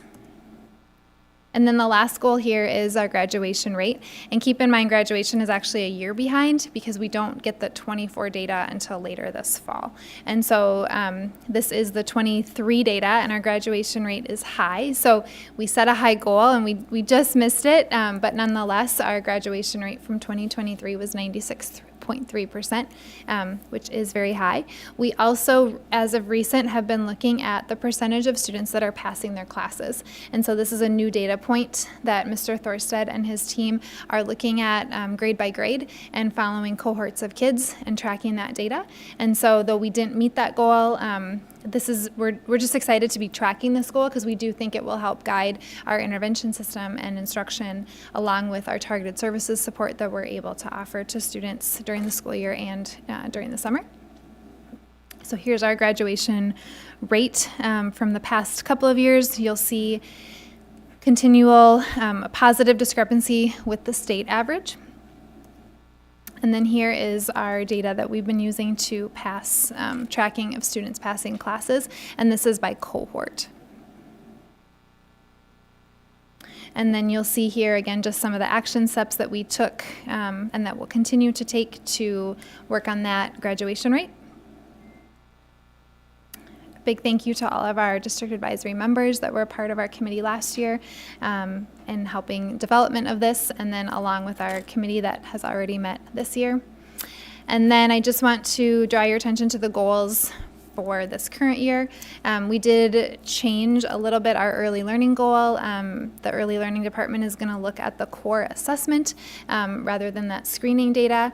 And that was really the only big piece that changed specifically besides numbers. So the full report is linked for you. There's other information in there regarding our literacy plan, assessment plan, access to diverse teachers, gifted and talented plan. So there's other pieces in there that we are to share. So I would just like to open this up for any questions regarding our World's Best Workforce Plan from last year and our goals for this year. The 8th grade students will complete a career interest inventory. Do they do that in a specific class?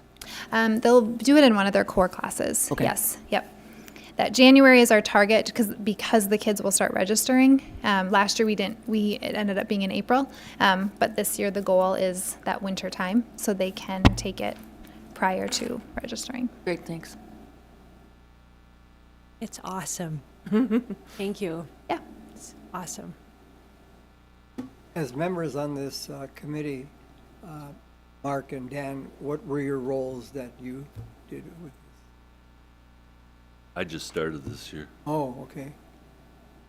And so the goals come from elsewhere. I don't think we set them in the advisory committee. And so I got a preview of the report, so it's my second round. That's about where I come in at World's Best Workforce. I was part of it. You didn't see a list? Last year. Well, before I came here. And it's wonderful.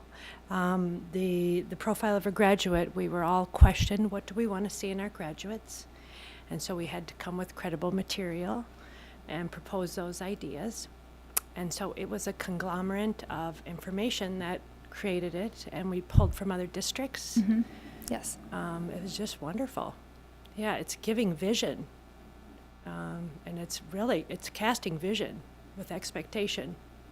I think it's going to be awesome.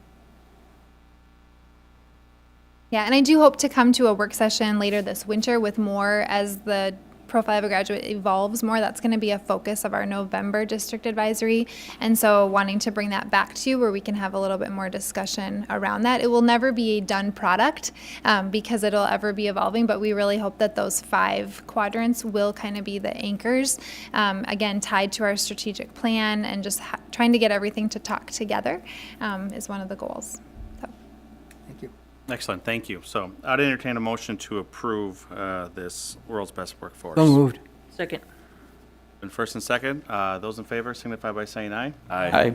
Those opposed, motion carries 7-0. All right, next on the agenda is the approval of the 2025 preliminary levy.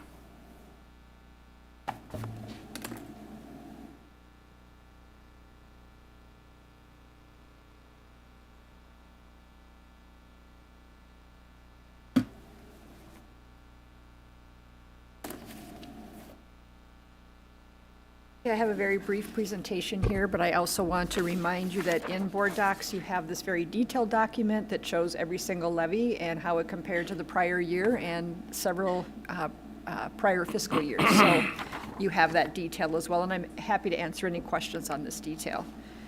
But I just want to give a high-level overview. Tonight, I'm going to ask you to approve the levy at maximum because MD is still finalizing calculations. As a matter of fact, at 5:30, I got an email from MDE saying that they had increased our levy by $5,400. So I haven't had a chance to look at that yet.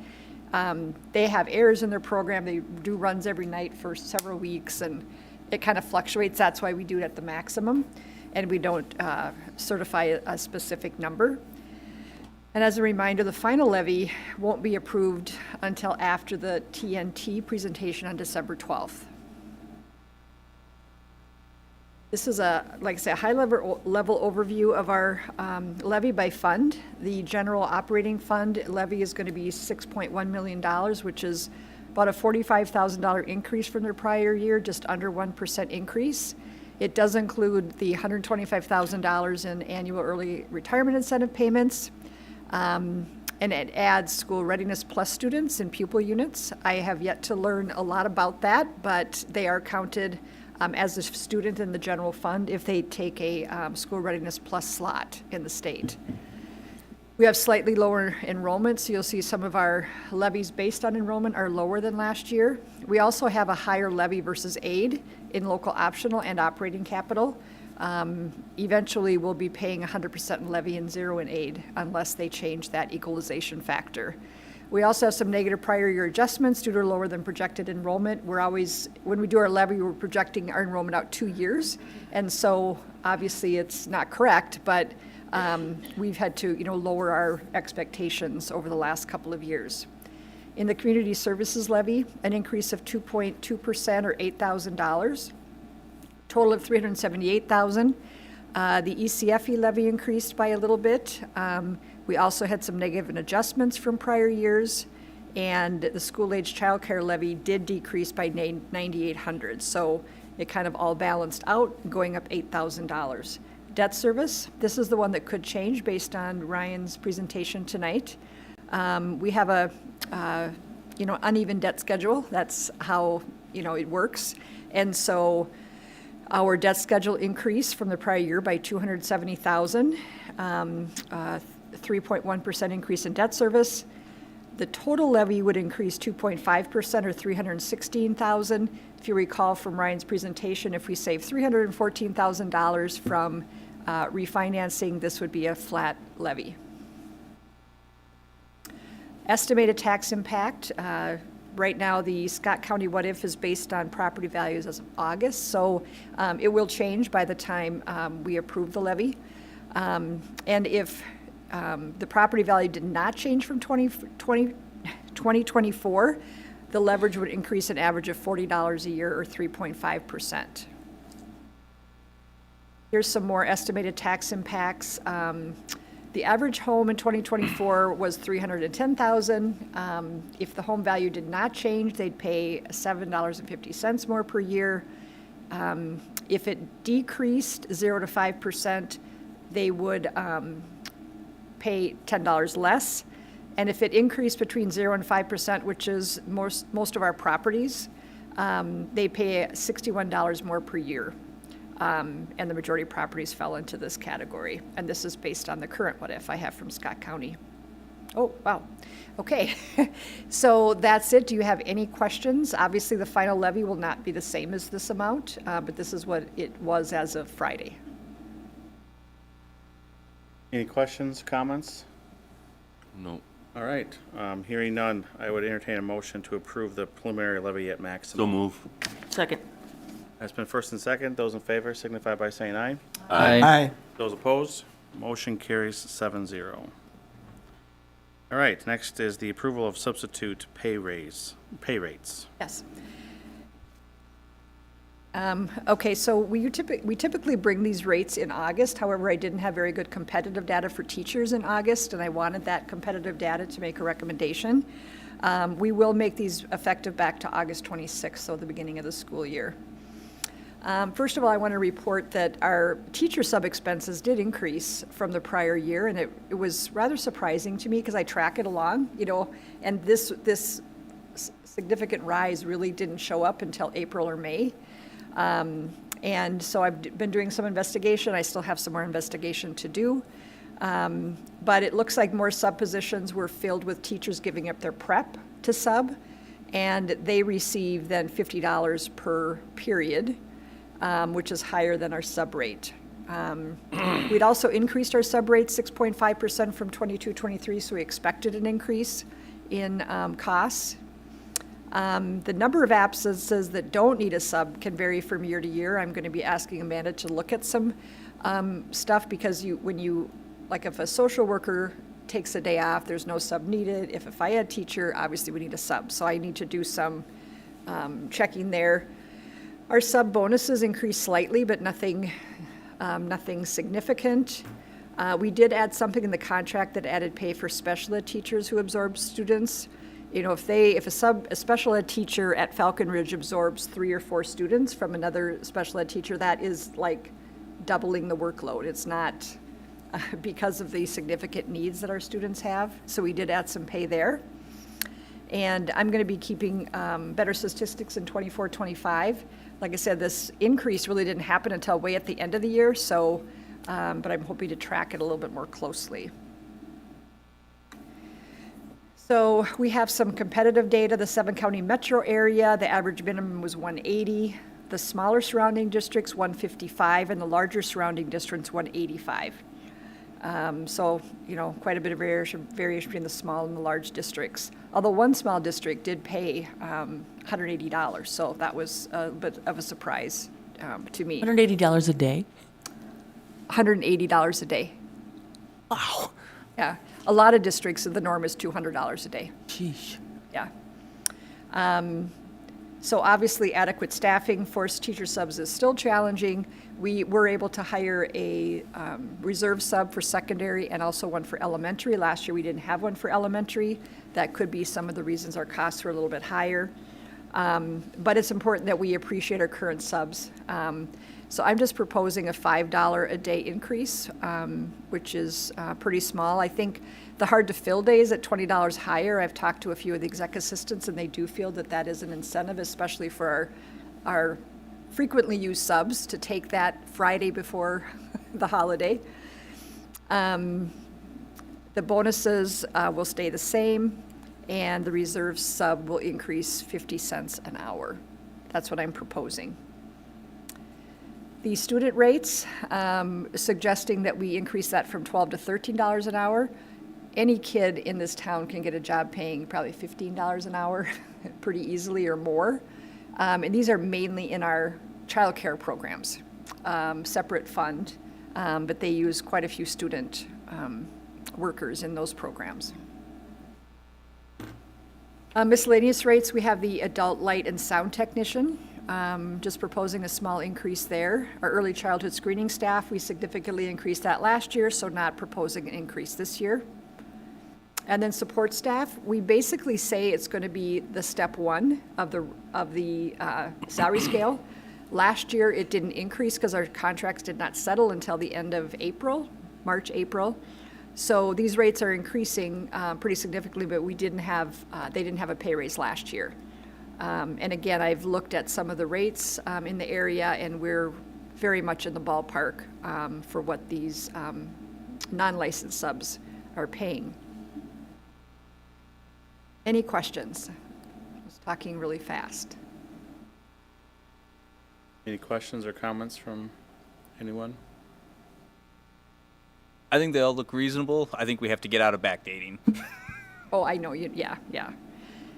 I'll make a motion to approve the increases. Second. Been first and seconded. Those in favor signify by saying aye. Aye. Those opposed, motion carries 7-0. Thank you. And lastly. Thanks, Sandy. Yep, thank you very much. We have a resolution to accept the donation from Dakota County Technical College. At this time, I'll consider a motion to look at the resolution to accept donation from Dakota County Technical College. So moved. Is there a second? Second. Been moved and seconded to consider the following resolution. Whereas the school board may accept the gift valued at $1,000 or more only by adoption of a resolution by 2/3 of its members, and whereas the Dakota County Technical College wishes to donate a 2016 Chevy Cruze to the automotive program at the New Prague High School. Now, therefore, be it resolved, the New Prague School Board of Education shall accept the donation under no conditions. How do you vote on this, Karen? Yes. Jean? Yes. Matt? Yes. Mark? Yes. Kim? Yes. Dan? Yep. Dennis, yes. Item passes 7-0. All right, last on the agenda is the November school board meetings. Yeah, I briefed you on this, and again, I want to thank you. There was a lot of information thrown at you all tonight, especially a lot of numbers with the tax abatement and the bond refunding. So thank you for hanging in there tonight with all of this information that's been thrown at you. Our regular scheduled work or study session would fall on Veterans Day, so we're proposing to change it to Tuesday, November 12th at the same time, if that isn't an issue with you all. And then secondly, and I'm just going to read this. I shared this with you. Scott County has requested that school district not schedule the canvass of their election results until Friday, November 15th, as they cannot guarantee they will have the abstracts ready before the due date due to the length of the ballot and also being closed for Veterans Day. With this in mind, we are hoping to have a special meeting at 8 o'clock on Friday the 15th for the purposes of canvassing the election results.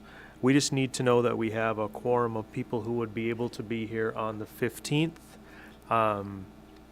as to abide by that request by Scott County, and then also be able to canvass the results.